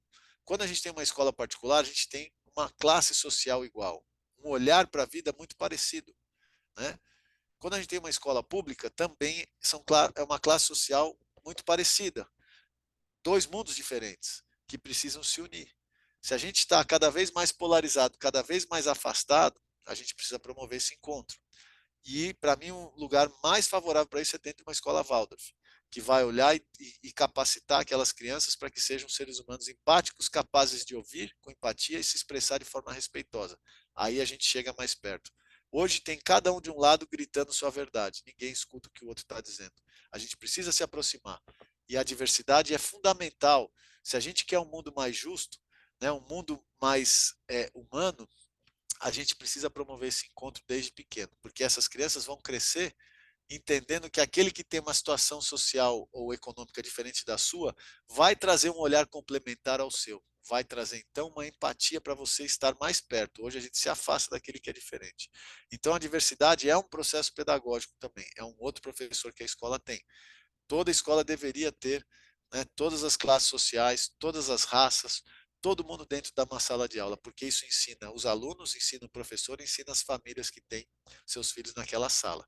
Então, quando a gente não tem a mensalidade, só vai entrar quem está numa determinada condição social que pode pagar aquele valor, calculado por outros em cima de premissas frágeis, né? A igualdade também não está atuando. Por quê? Se você tem mensalidade, você vai ter bolsista, você vai ter mensalista. O bolsista precisa se expor, o mensalista não. Então, que lei é essa que não garante direitos iguais? Quem passa por um processo de bolsa, isso foi uma frase de um pai da nossa escola, que se sentiu humilhado, porque a palavra dele não tinha valor. Ele precisava trazer o olerite, ele precisava trazer o extrato do cartão, ele precisava trazer o imposto de renda para comprovar aquilo que ele estava falando. Então, é uma exposição para aquela família que não podia pagar, mas a outra que pôde pagar tranquilamente ficou em casa. Então, o que isso quer dizer? Né? Que muitas famílias que se submetem ao processo de bolsa se sentem fragilizadas por isso, expostas, né? Fazem o que podem e não podem para conseguir aquela vaga. E mesmo assim é concedido um favor. Olha, ok, você vai comprometer 40% da sua renda familiar, né? Mas entenda que você ainda não chegou no que a escola precisa, mas nós somos bonzinhos e concedemos o seu acesso à escola. Aquela família faz o que pode e não pode e ainda entra como uma devedora, né? É assim que ela se sente. Enquanto aquele que pôde pagar a mensalidade cheia comprometeu 4% da sua receita familiar. Ele poderia dar muito mais, né? Então, são convites que a gente faz para reflexão, né, quando a gente passa por um processo como esse, questionando o status quo, né? Como pode garantir direitos iguais quando uns se expõem, se sentem humilhados e outros ficam em casa? E por fim, ineficiência financeira. A gente viu que se daquele gráfico, eu não sei se eu mostrei esse gráfico, mas a gente tinha 74 alunos, né, quando a gente fez essa análise, dos quais só 30 poderiam pagar a mensalidade que era dita naquele ano. Ou seja, se a gente aplicasse a mensalidade de forma real, ou seja, vamos fazer o que a gente fala, naquela época a gente falava em mensalidade, então vamos aplicar de verdade. 44 alunos teriam que sair da escola, porque eles não conseguem pagar o valor da mensalidade. Desses 44 alunos, 60% da receita provém deles. Ou seja, além de acabar com a diversidade, a gente manda embora 60% da receita da escola. Então, o que isso quer dizer? A gente é ineficiente se a gente trabalhar com o conceito de mensalidade. Tem escola particular que fechou na pandemia. Se elas estivessem trabalhando no modelo fraterno, elas teriam sobrevivido. A Guaí cresceu no meio da pandemia. Ela cresceu 15% de 20 para 21 em termos de receita e 16% de 21 para 22. A gente está fechando agora o número de 22 para 23. Ou seja, é mais eficiente, né? Menor potencial de engajamento se tiver mensalidade. Por quê? Quando a gente fala para cada família calcular o seu valor, e é essa onde eu vou fechar a apresentação, né? Cada família hoje calcula o valor que ela pode pagar, dentro de uma conscientização de que estamos numa escola, uma associação sem fins lucrativos que é a Aguaí, ou seja, tudo que entra de dinheiro é para pagar salário de professor e investir na educação dos seus filhos. Então, quando a gente traz essa conscientização e fala, agora você calcula o máximo que você pode contribuir mensalmente para fazer parte dessa comunidade que tem como principal objetivo tornar o seu filho livre. Né? Basicamente, em resumo, é o que a gente traz no processo de conscientização. E cada família vai calcular esse valor. Com isso, ela entra com o sentimento de pertencer a uma comunidade, de ser corresponsável pela sustentação dessa comunidade. Ao passo que, se a gente apresenta uma mensalidade, ela vai entender que ela está contratando um serviço e que, portanto, ela fica num local de exigir que aquele serviço seja cumprido. Então, ela vai cobrar ao invés de colaborar. Então, tudo isso a gente foi revendo, né? Aumento de inadimplência. Quando se tem mensalidade, uma família quer muito a escola Waldorf, ela promete pagar. Né? Fala, não, tudo bem, eu pago. E entra na inadimplência, porque ela não consegue. Né? Aquela que quer muito e sabe que não vai conseguir pagar, mas às vezes ela se arrisca e depois negocia o que ficou para trás. Então, com isso, a gente controla a inadimplência, aumenta a eficiência, né? E a gente aumenta o engajamento e o sentimento de pertencimento a uma comunidade. Então, qualquer desafio que a gente já viveu alguns desafios, a gente consegue facilmente compartilhar através das transparências financeiras e falar, olha gente, agora a gente vai precisar temos um desafio que aconteceu por causa disso e nós somos corresponsáveis por superar esse desafio. Então a gente promove o engajamento. Enfim, isso era um pouquinho do que eu queria trazer. Deixa eu ver se não faltou nada. Acho que é isso aí. Acho que cumpriu aqui no horário, gente. Então, bom, acho que era mais ou menos isso, certo? Isso também, assim, é algo que eu trouxe como referência, porque a gente está vivendo 3 anos esse projeto, mas, por exemplo, isso viveu muito forte aqui em casa. Minha esposa é nutricionista, e hoje o modelo econômico dela é baseado na fraternidade. Né? Então, ela sentia, né, que, e é isso que eu acredito, se é algo verdadeiro que vem do coração e você quer trazer para o mundo, a fraternidade tem espaço para prosperidade. Ela é nutricionista e ela tem como verdade isso dentro dela. Né? Ela também está estudando nutrição antroposófica, isso está fazendo muito sentido para ela. Então, ela está somando dentro da consulta dela todos esses recursos antroposóficos dentro da vida acadêmica que ela também traz de experiência. Mas tudo isso faz sentido para ela. E ela ficava muito triste quando tinham pessoas que queriam passar com ela e não passavam porque não podiam pagar o valor da consulta. Mesmo que ela desse desconto, a pessoa não se sentia digna daquilo porque o valor dela não estava sendo pago. Hoje, né, ela faz a primeira consulta para que aquela pessoa entenda o que é e que ela possa, entendendo o que é, valorizar dentro da realidade financeira. Com isso, né, ela consegue atender todos, né? Com isso, ela consegue aumentar a agenda dela e aumentar o valor que ela faturava antes. Ela aumentou em 30% a referência que ela tinha antes de trabalhar nesse modelo. Né? Então, talvez esse 30 ele permeie, porque tem a trimembração, enfim, pode ser algum número cabalístico, mas ela fez as contas e teve um aumento de 30% no faturamento, com base nas consultas que ela oferece. Então, só vou fechar com essa ponto de interrogação, que isso, para mim, eu vejo que funciona onde há verdade. E só vai ter espaço, né, para prosperidade onde existe verdade, né? Onde tem algo que não tem verdade, tem um interesse que está acima, né, daquele dom que ele tem para entregar para o mundo, talvez não funcione ali, né? Mas se mais, por isso que eu gosto de falar sobre esse tema, porque se mais instituições, mais movimentos que busquem a fraternidade comecem a pipocar no mundo, né, a gente pode reverter esse modelo que a gente tem hoje desse neoliberalismo, que nada mais é do que o que a gente tem hoje é a liberdade atuando no âmbito econômico, né? Então imagina que nós, seres humanos, né, andando de ponta cabeça, analisando aquela figura da trimembração, né, que busca essa referência com o ser humano, é como se nossa liberdade, né, que está aqui na sociedade, está atuando lá embaixo. Então a gente está andando de cabeça para baixo, né? Óbvio que a gente sobrevive assim, mas é muito desconfortável. A nossa sociedade está assim, de cabeça para baixo. Raul Seixas já dizia, né? Cássia Eller. Enfim, os grandes gurus e pensadores que a gente tem como doido, mas o que é um doido dentro de uma sociedade adoecida, né? Se não é uma pessoa normal. Doido estamos nós que estamos inseridos nisso, achando isso tudo normal. Fechei, gente, senão eu não paro de falar aqui. Vamos conversar um pouco, fazer essa troca e crescer.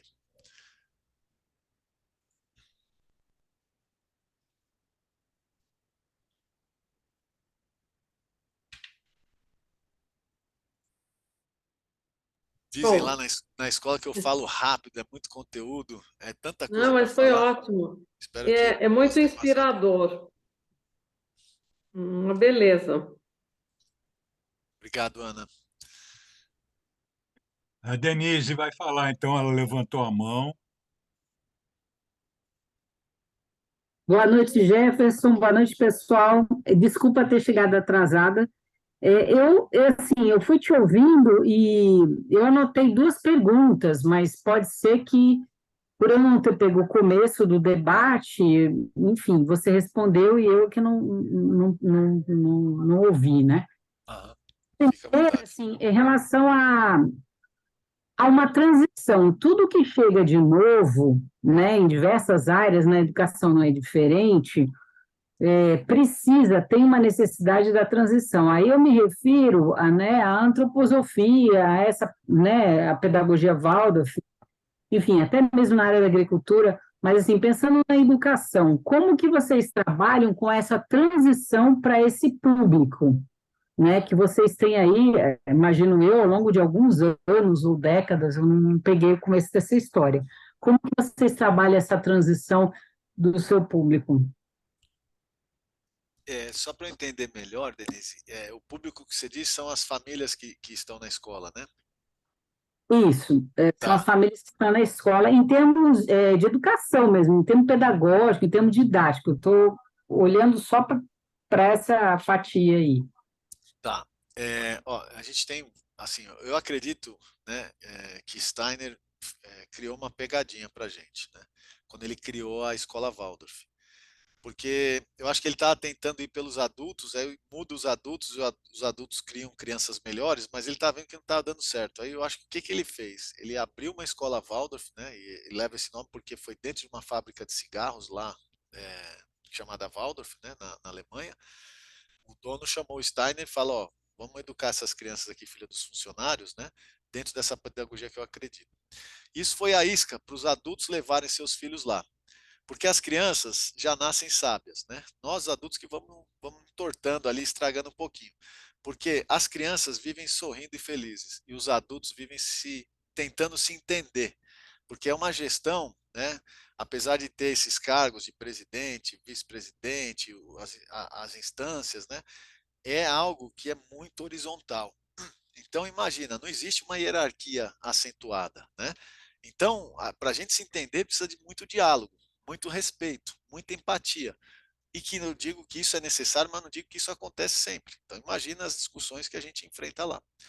Então, essa transição, ela acontece em todos os âmbitos da escola, né? Dentro da pedagogia, como eu falei, o que acontece ali é um olhar atento para aquela criança, para que ela desenvolva suas qualidades. Então a gente começa a ler, nós, eu digo a gente porque os pais participam desse processo junto com o professor. Quem é aquele ser humano? Qual é o temperamento que ele tem? Como ele se relaciona com o mundo? Quais são suas qualidades? Como a gente pode desenvolver a autoconfiança para que ele possa se expressar no mundo, né, de forma respeitosa e empática? E a gente, pai, também vai aprendendo no meio desse tudo aí, né? Então, a gente precisa se relacionar e fazer com que essa escola continue existindo. Então, eu estou aqui, meus filhos estão lá, eu estou rezando para minha mulher já ter chegado, minha esposa, e está dando comida para eles, porque eles sabem que eu estou aqui falando da escola, né? Então, isso às vezes eu me ausento, mas por um propósito, algo que faz sentido e me move, né? Esse trabalho é todo voluntário, né? Então, minhas filhas, meu filho estão me olhando ali, me observando, e a gente está participando dessa transição de mãos dadas, assim eu vejo, né? Então, esse projeto é um projeto inovador, não existia em nenhuma outra escola. Por isso que eu falo que esse conteúdo veio através de mim, mas não veio de mim, né? Eu vivi tudo isso. A Amanda participou, a filha do Sérgio, quando fundou essa escola. Essa escola tem sim um objetivo. Guaí, em Tupi-Guarani, significa semente boa, né? Então, essa escola nasceu do medo de alguns pais de não ter vaga no Colégio Micael, que era a escola Waldorf, que tinha ensino fundamental aqui na região. E medo desses pais não poderem pagar a mensalidade daquela escola. Então, essa escola nasceu com esse propósito de promover acesso, porque os pais que fundaram colocaram essa energia de trazer mais vagas para aqueles que não podiam acessar aquele lugar. E em 2016, 16 para 17, a Guaí firmou parceria com a Escola de Resiliência Horizonte Azul, que é uma escola Waldorf até o 5º ano, numa comunidade no Tabuão, que promove a pedagogia Waldorf de forma gratuita até o 5º ano. Alguns continuam a pedagogia no 6º ano lá na Guaí. Então, ela reafirma, né, essa parceria social, enfim. Então, aqui na Guaí a gente teve a terra fértil para essa semente germinar. A gente vem experienciando, né, todas essas novidades aqui dentro, né? E não é fácil, não é uma coisa linda, né? Assim como a árvore, né, precisa ter uma força para germinar e vencer a terra e brotar e continuar crescendo, suportar o sol, chuva, vento, tudo isso acontece aqui dentro. Mas a diferença é que a gente olha todo esse desafio, essa diversidade, ou pelo menos busca olhar, como, né, fatores que vão fortalecer ainda mais esse movimento. Então, é buscar. Outro dia eu estava vendo o Danilo Gentili, né? Não apareceu no meu stories aqui, e ele falando que ele tinha o melhor pai do mundo, que o pai dele morreu nos braços dele, né? E a fé dele não abalou, porque ele podia se lamentar, por que que Deus levou meu pai? Mas ele agradeceu a Deus por ter dado o melhor pai do mundo a ele. Então, é isso que a gente busca olhar, né? Todo desafio que vem, a dor que vem, e a gente vive muito isso aqui, faz com que a gente se fortaleça, né?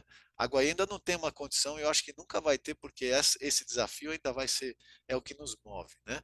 Ela não está numa condição confortável, mas ela está muito melhor do que estaria sem esse projeto, né? Em termos financeiros. Ela tem 11 anos de vida, né? Então, como uma criança de 11 anos, ela está crescendo fisicamente. A gente precisa investir num teatro, precisa investir numa ampliação de sala, precisa investir na contratação de mais professores. Então, tudo isso demanda recursos. A escola vem crescendo. Só que é como o professor Rogério disse na agricultura biodinâmica, né? Não, tudo tem seu tempo, né? A gente quer que a coisa aconteça no nosso, mas tudo tem seu tempo. A gente tem que acompanhar esse tempo orgânico das coisas. Então, tentando responder a sua pergunta, não sei se eu fugi um pouco da resposta, mas essa transição, né, esse projeto foi um passo de coragem que a gente deu, demos as mãos. A pedagogia diz muito isso, né? A criança que não está madura, como são as crianças no primeiro setênio, que estão amadurecendo ainda, não se ensina através da fala, mas sim através do exemplo. Elas estão nos olhando e imitando nossos gestos, as nossas falas. Quando a gente fala para uma criança pequena, não grita com o seu irmão gritando, ela vai falar a mesma coisa. Não grita com a sua irmã, porque elas estão aprendendo através da imitação. Quando esse projeto nasceu, a ideia foi se falado pelo corpo pedagógico, né? Um outro professor disse, olha, é importante uma conscientização da nossa comunidade através da fala. E depois de uns 2 anos a gente parte para a implantação, porque a nossa comunidade ainda não está pronta, ela não está madura para isso.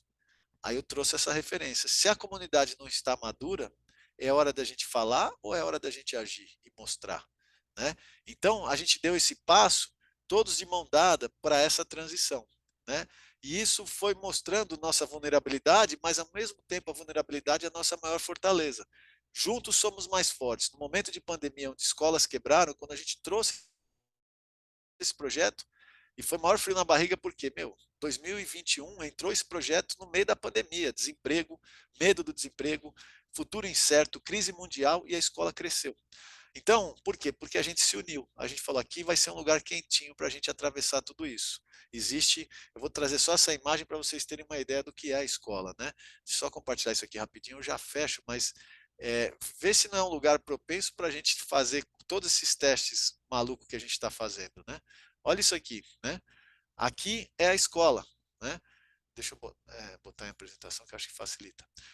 Olha o entorno, é natureza. Para chegar aqui, você passa por um corredor verde que ninguém consegue achar. Então parece um paraíso realmente escondido e ela está em volta disso. E aqui está a nossa comunidade, né? Então a gente tem que ter coragem de viver isso, porque se a gente errar, a gente vai acertar depois, né? E se a gente errar tentando acertar, já valeu, né? Porque a gente fez um movimento de coragem. Então, assim, essa transição, a gente não consegue ter ideia da amplitude que é. Por isso que eu gosto de conversar com o professor Sérgio Frug, que ele tem mais informações, ele traz a parte planetária, ele traz contexto, porque a gente vive um pouco esse núcleo aqui da Guaí, né? Então, essa troca é muito importante para a gente ir trazendo essas referências. Mas, fechando a transição, a gente vai vivendo um dia após o outro, encontrando um norte. Esse norte vem do coração. Se tem algo que não está fazendo sentido, a gente questiona e a gente tenta encontrar o melhor modelo. E a antroposofia traz informações para a gente poder buscar essa referência, esse norte e abrir caminho nessa trilha. Então, eu queria adicionar uma informação aí também importante, né?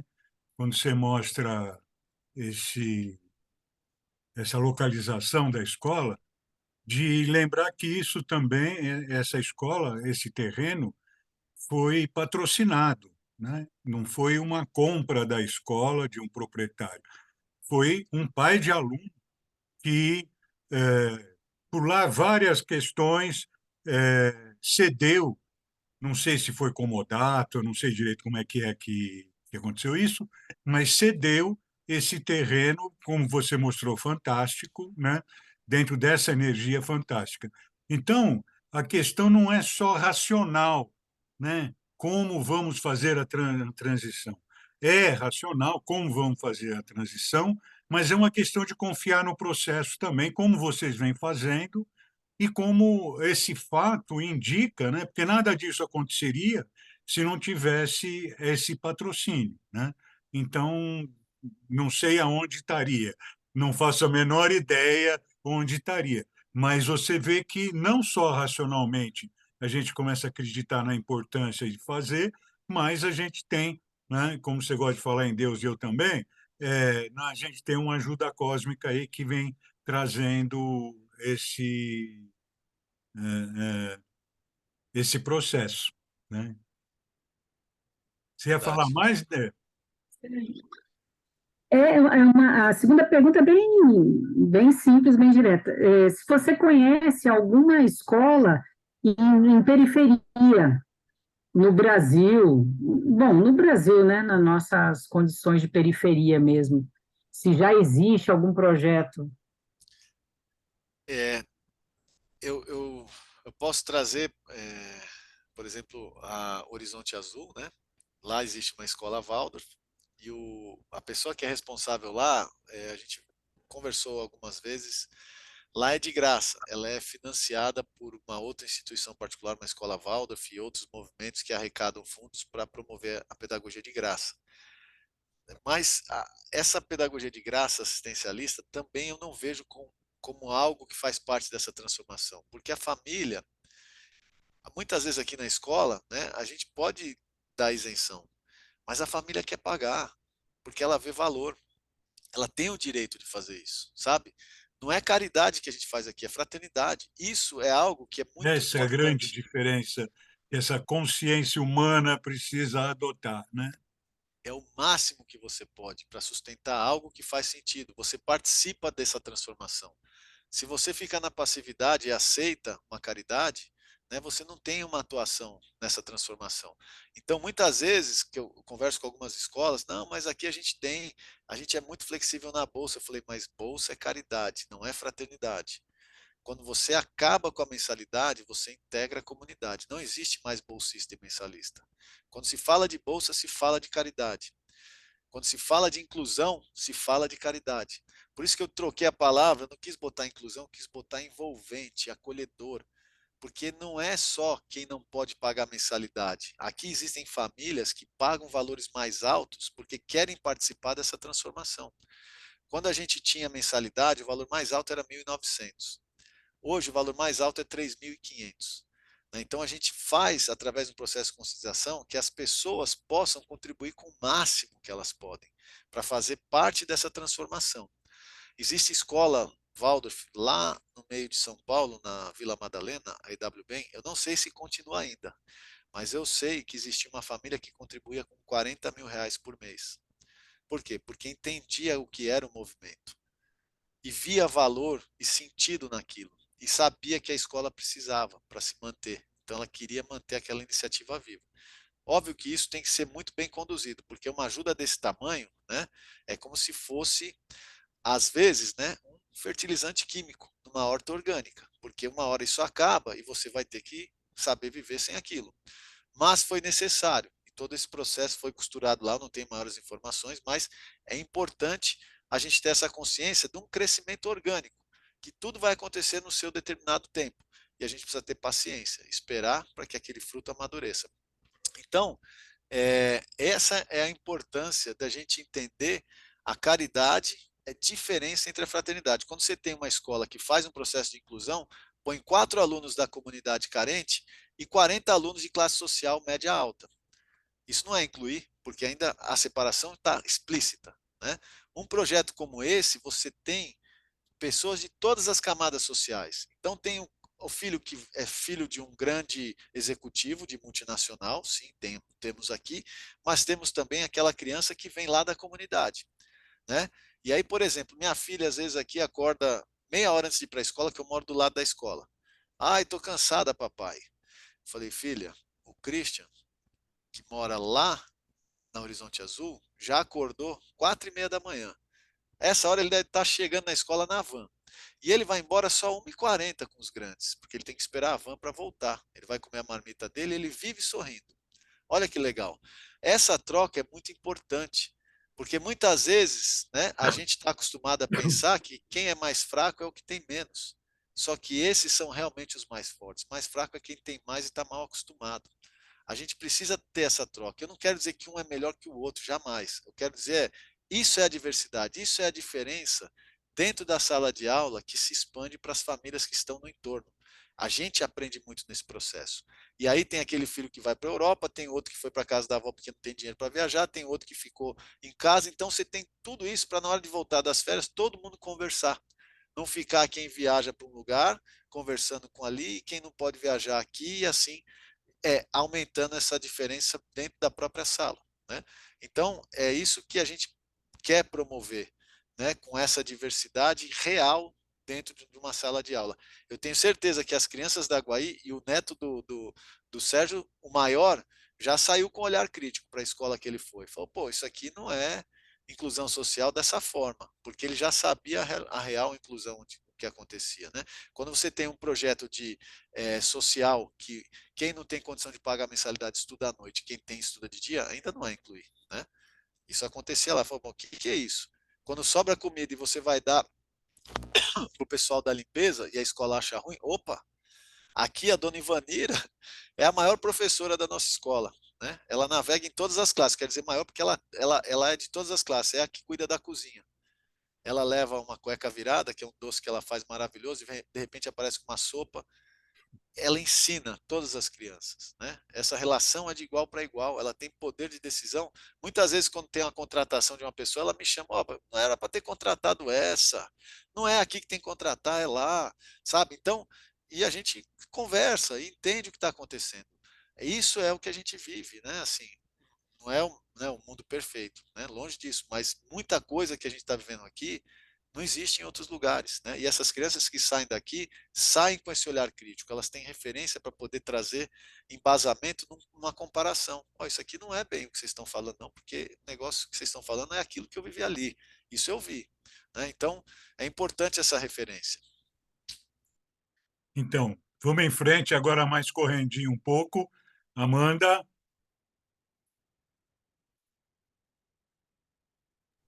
Oi, gente, boa noite. Reunião importante. A Amanda veio, essa é de peso, hein? Eu queria mais dar boa noite mesmo. Eu cheguei atrasada, Jefferson, porque estava na estrada e a internet na estrada hoje não queria funcionar de jeito nenhum. Mas muito bom ver você aqui no Cultura Orgânica. Esse espaço é um espaço de muito fértil, né? As ideias que vão caindo aqui vão desdobrando. É muito bom conversar com essa galera aqui. Daqui a pouco a Ari vai falar. Estou vendo a mão levantada. E assim, muito rápido comentar essa coisa da transição que a Denise trouxe, assim, como alguém que está vivendo essa transição, né? Uma mãe que, por mais que acredite em tudo que o Jefferson fala, também estou vivendo ali os desafios. Eu acho importante, qualquer transição dessa que a gente for viver, a gente tirar todo o romantismo, sabe? Tirar todo o romantismo, porque, na verdade, o Jefferson está ali na Guaí com 10 atos heróicos por dia que ele enfrenta. Ele e todos nós que estamos tentando continuar com esse projeto. As resistências sempre vão existir, né? Existem, faz parte do ser humano. Não é questão da pessoa ser assim ou ser assado. Até é importante a gente conseguir olhar as resistências de uma forma bem compassiva, né? Assim como a gente tem resistência a um monte de mudança, quando a gente está empreendendo em uma mudança, em uma inovação, nada mais natural do que lidar com resistências mesmo. Então, a gente vive numa sociedade muito imersa em crenças de escassez e todos esses frutos dessas desigualdades, né? Então, o dia a dia na Guaí, assim, principalmente para quem está se dedicando à gestão da escola, eu acho que talvez a coisa que a gente mais faça é viver e mediar conflitos, né, Jefferson? Mas a gente vem crescendo através dos conflitos, com os conflitos, e vem conseguindo harmonizar todos eles, né? Isso é algo, assim, incrível de se ver, como a gente sempre encontra um meio de harmonização. Então, não falta desafio e não falta motivos também, se a gente quiser olhar para trás, né? Ou quando a pessoa quando a pessoa quer motivo para dizer que não vai dar certo, ela encontra. Então é algo irracional mesmo, como meu pai falou, esse chamado, né? Sentir que é por aí que tem que caminhar. E na verdade a Guaí, de alguma forma, ela sempre funcionou assim. Eu falo que ela é uma escola que os alicerces são puros milagres, né? Porque muitos momentos na Guaí, desde que a Guaí nasceu, a gente olhou e falou, meu, não dá, não tem dinheiro, não tem como, e de repente, pá, coisa aconteceu. Então, na Guaí é seguir acreditando que ela está muito bem amparada pelo plano espiritual e que as coisas vão acontecendo. E no plano material do dia a dia, muita compaixão, muita aceitação, muita paciência e muita fé. E, assim, eu li, acho que foi ontem, eu li no livro que eu estou lendo, tinha um momento que era assim, quando você passa do ponto que não tem mais como voltar, né? Então, perceber que sim, a gente passou de um ponto que não tem mais como voltar, né? Então, agora é só continuar para que a coisa seja cada vez mais implementada e vire cultura da escola.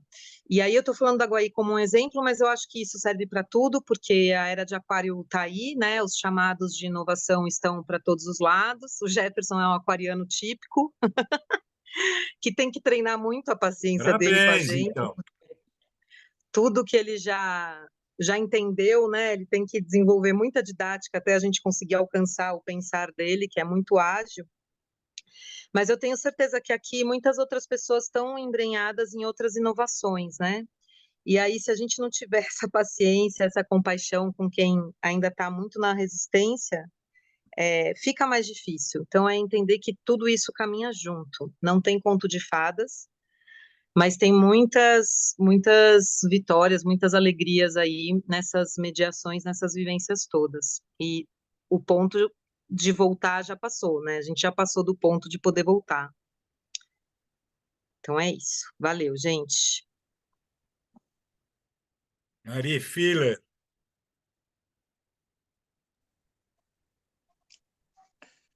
Bom, boa noite.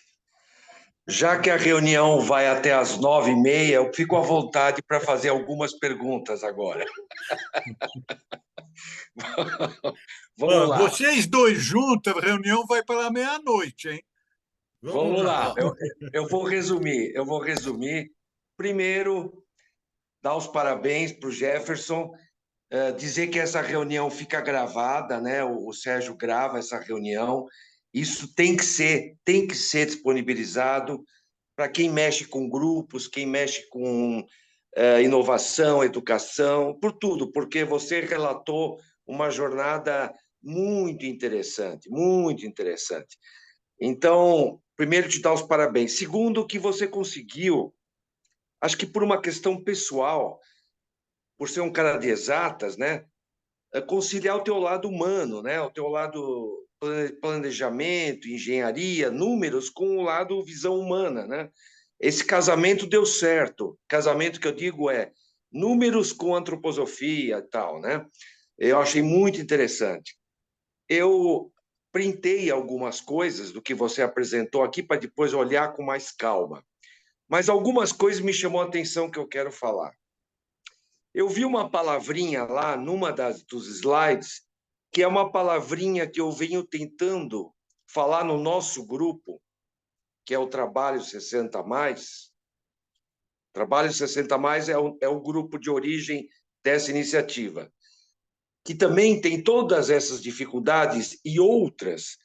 E eu já mencionei essa palavrinha faz uns 3 anos atrás, e você mencionou ela aí. Sociocracia. Você citou a sociocracia. Então, de alguma maneira, eu não sei como, você conseguiu fazer um casamento da sociocracia com a antroposofia. Me pareceu. Depois que eu acabar de falar, se você puder falar em poucas palavras como fazer o casamento da sociocracia com a antroposofia, inclusive no que a Amanda falou agora, nas questões das decisões, por consentimento, não por consenso, ou seja, né? Eu acho que você deve ter coisas interessantes para falar sobre isso. Outra coisa que me chamou a atenção, você não usou a palavrinha, mas eu sei que está em tudo que você falou, não é igualdade. Você falou em equidade. Basicamente, você falou na questão da equidade. Quando você fala que quem pode mais colabora mais e quem pode menos colabora menos, é equidade, né? Enfim, super legal isso. Terceiro, eu vou dizer que eu fiquei com inveja, o Frug vai entender, a Ana Orsi também, porque no nosso grupo eu queria um sistema assim, porque hoje a gente tem essa pinta de caridade. Por quê? Porque no grupo, que é um grupo colaborativo e que não tem nenhum patrocínio, a gente depende das iniciativas que o Frug, que a Ana Orsi, que outras pessoas fazem, que cobram, e uma parte de 10% do que eles cobram vai para o Trabalho 60.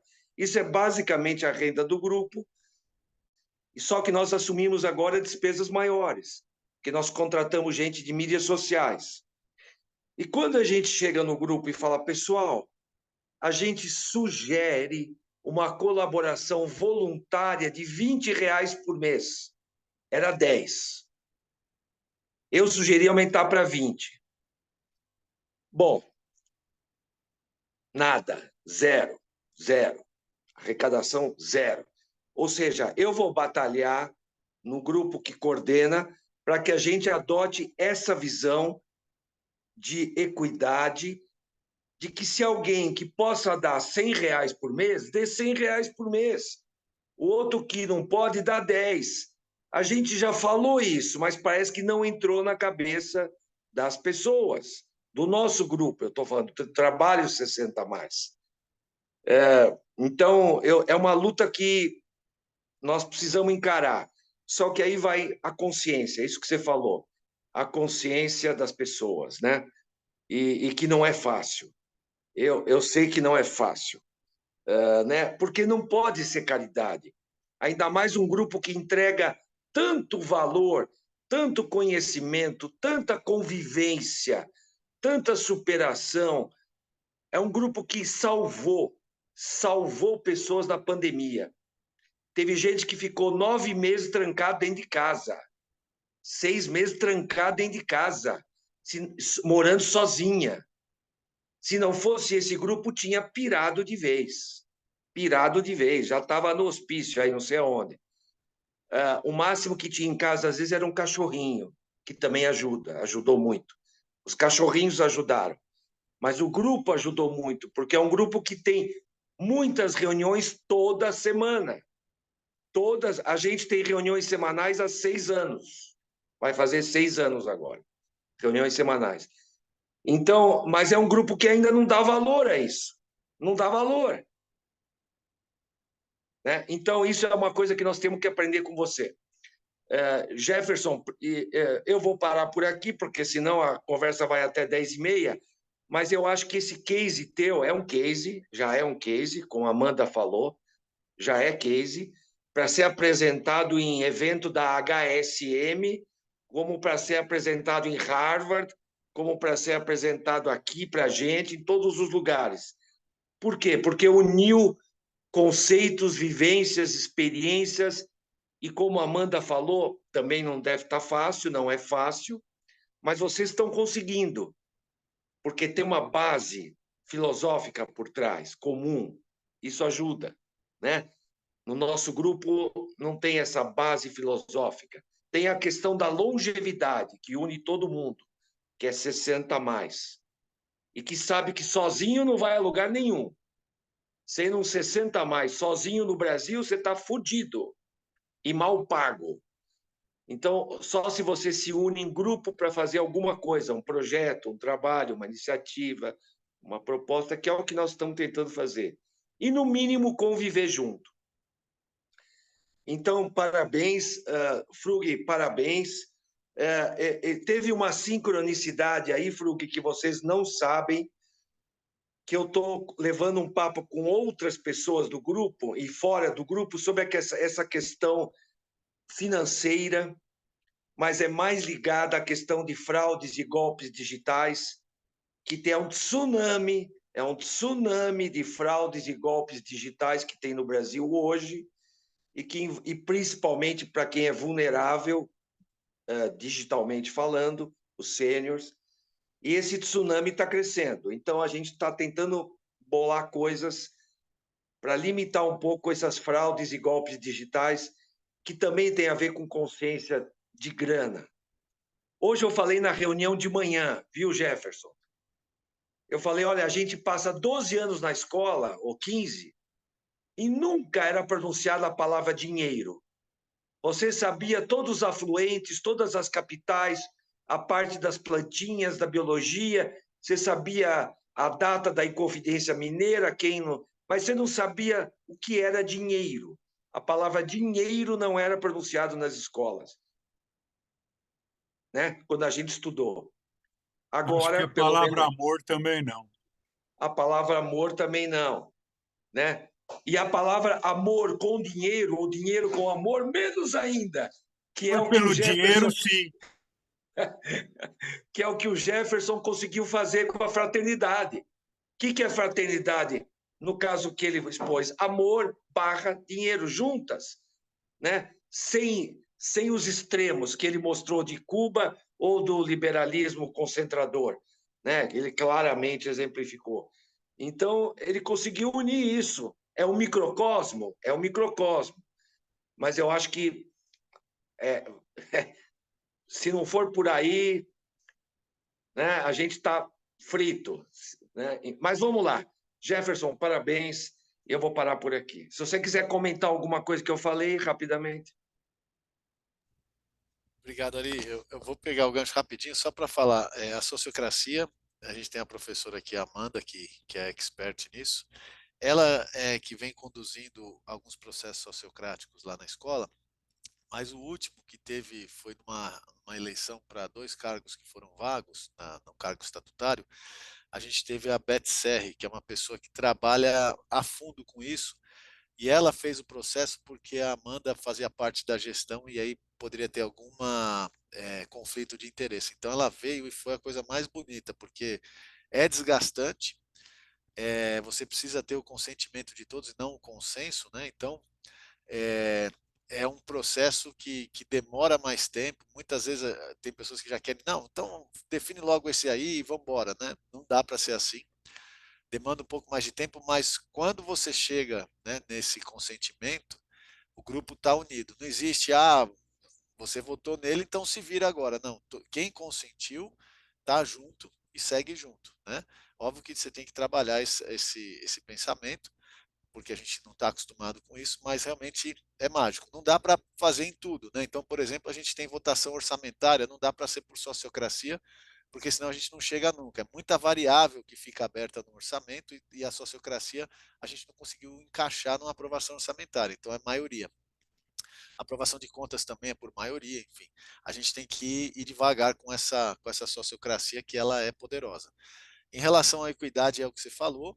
A gente costuma dizer aqui que quando a família traz o valor da contribuição mensal, esse valor é sagrado, porque todos eles são iguais, porque todos eles são o máximo que cada um pôde, né? Independente do montante, porque muitas vezes esse que paga 3.500, que é a maior mensalidade que a gente tem em contribuição mensal, talvez ele pudesse pagar 10, né? Ele ainda está no processo dele, mas eu sei que tem pessoas que pagam R$ 800 que está fazendo o que pode e não pode, e que não pode. Então, assim, a gente já precisou de um movimento de aumento de 15% durante 3 meses. Eu falei com essa mãe e ela falou: olha, se possível, eu vou entrar, eu vou contribuir com 15% a mais do que eu contribuo hoje, mas não põe junto com o dia 10, põe para o dia 30, porque aí eu consigo fazer algum corre para juntar esse dinheiro e pagar. Então ela nem sabia como ia dar, mas ela sabia que precisava dar. E aí é o que o Sérgio trouxe. Quando a gente está alinhado com o coração, atuando no mundo, tem a tal da providência, que mágicas acontecem. Como pode uma família ir embora para a Alemanha e ceder a casa dela para a gente constituir uma escola? Por mais que ela fale, tá bom, vou emprestar. Mas quando que você vai ver de volta um negócio desse quando tem instalado ali uma escola com tantas pessoas? Essa família está acompanhando e ajudando sempre a escola.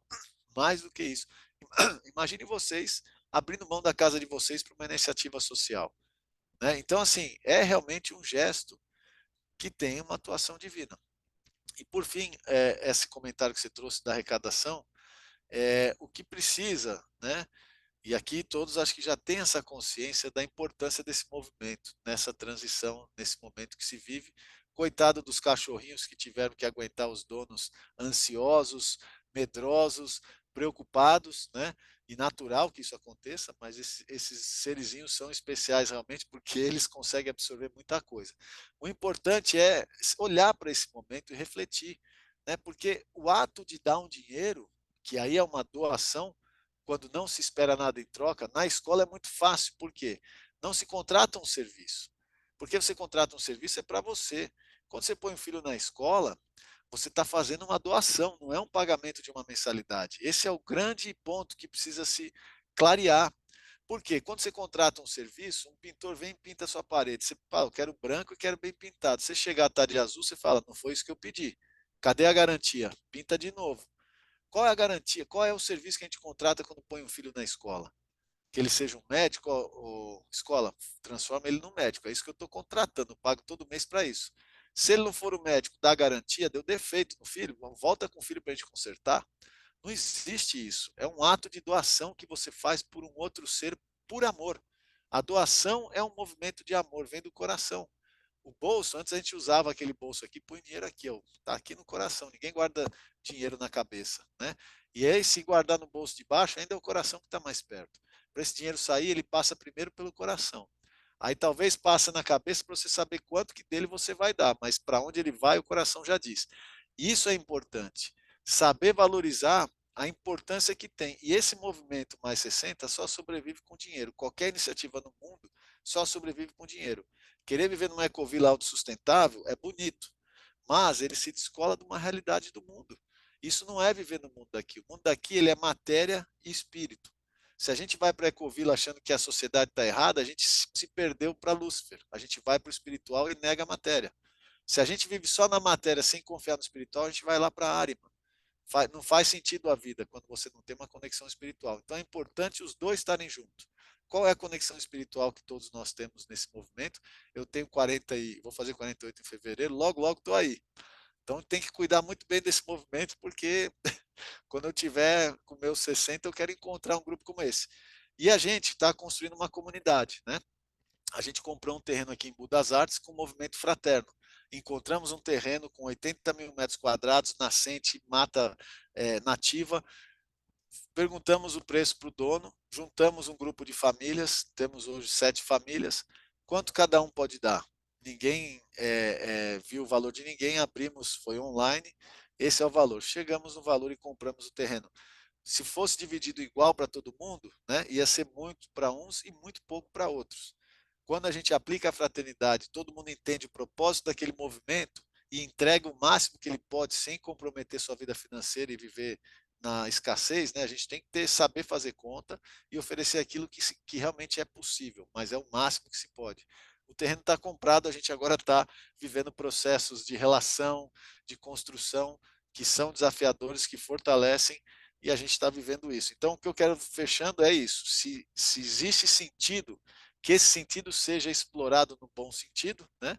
Mostrando a importância que esse movimento tem, né? Que a gente não deixe só essa responsabilidade com os cachorrinhos, né? Que a gente possa se apoiar e atravessar juntos mais fortes qualquer turbulência que a gente encontre.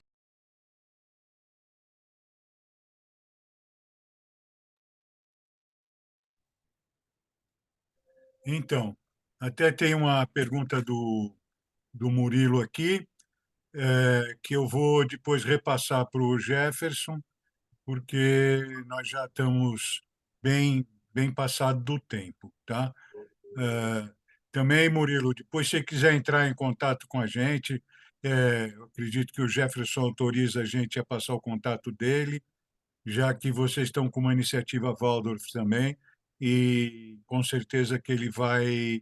eh, Aliás, Jeff, se você puder colocar aí já no o seu telefone aí no O chat. Murilo já saiu, viu, Murilo já Jefferson? saiu? Já. Ah, então, bom, ele deixou uma pergunta aí, mas é mais sobre sociocracia, mas fica aí esse vai estar na gravação também, porque apareceu aqui também, então ele vai estar na gravação, acredito, né? Não sei se grava isso, mas de qualquer forma ele pode fazer contato. Então, eu quero agradecer demais, né, essa oportunidade. Eu dei um tempinho para pensar em convidar o Jefferson, uma para deixar correr um pouco mais o projeto, porque eu já assisti uma palestra dele logo no começo, quando já a coisa já estava dando certo, e ele estava dando muitas palestras. E eu falei, olha, não vou pegar mais uma, né? Vamos esperar um pouco mais. E aí, de repente, surgiu assim a ideia é agora, né? Então acho que fico muito grato aí por você ter atendido. Você já deve ter falado isso trocentas vezes, mas é realmente a sua missão, né?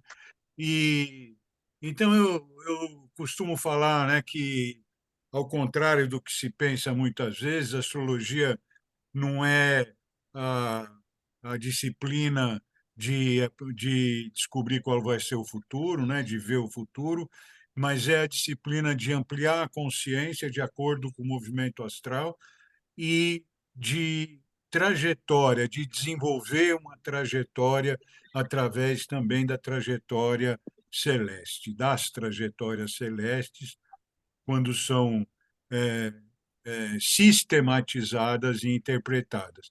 Assim que eu vejo a astrologia, e então a gente vê aqui como que as trajetórias vão se formando e a gente vê, então, essas fotos de Cuba.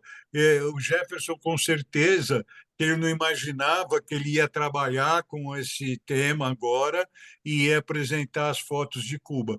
Mas não podemos ver que Cuba foi importantíssimo para que ele tivesse uma experiência pessoal e não falasse pela voz dos outros, o que seria talvez menos poderoso do que, olha, eu vi, eu estava lá, tem foto, né? Então, isso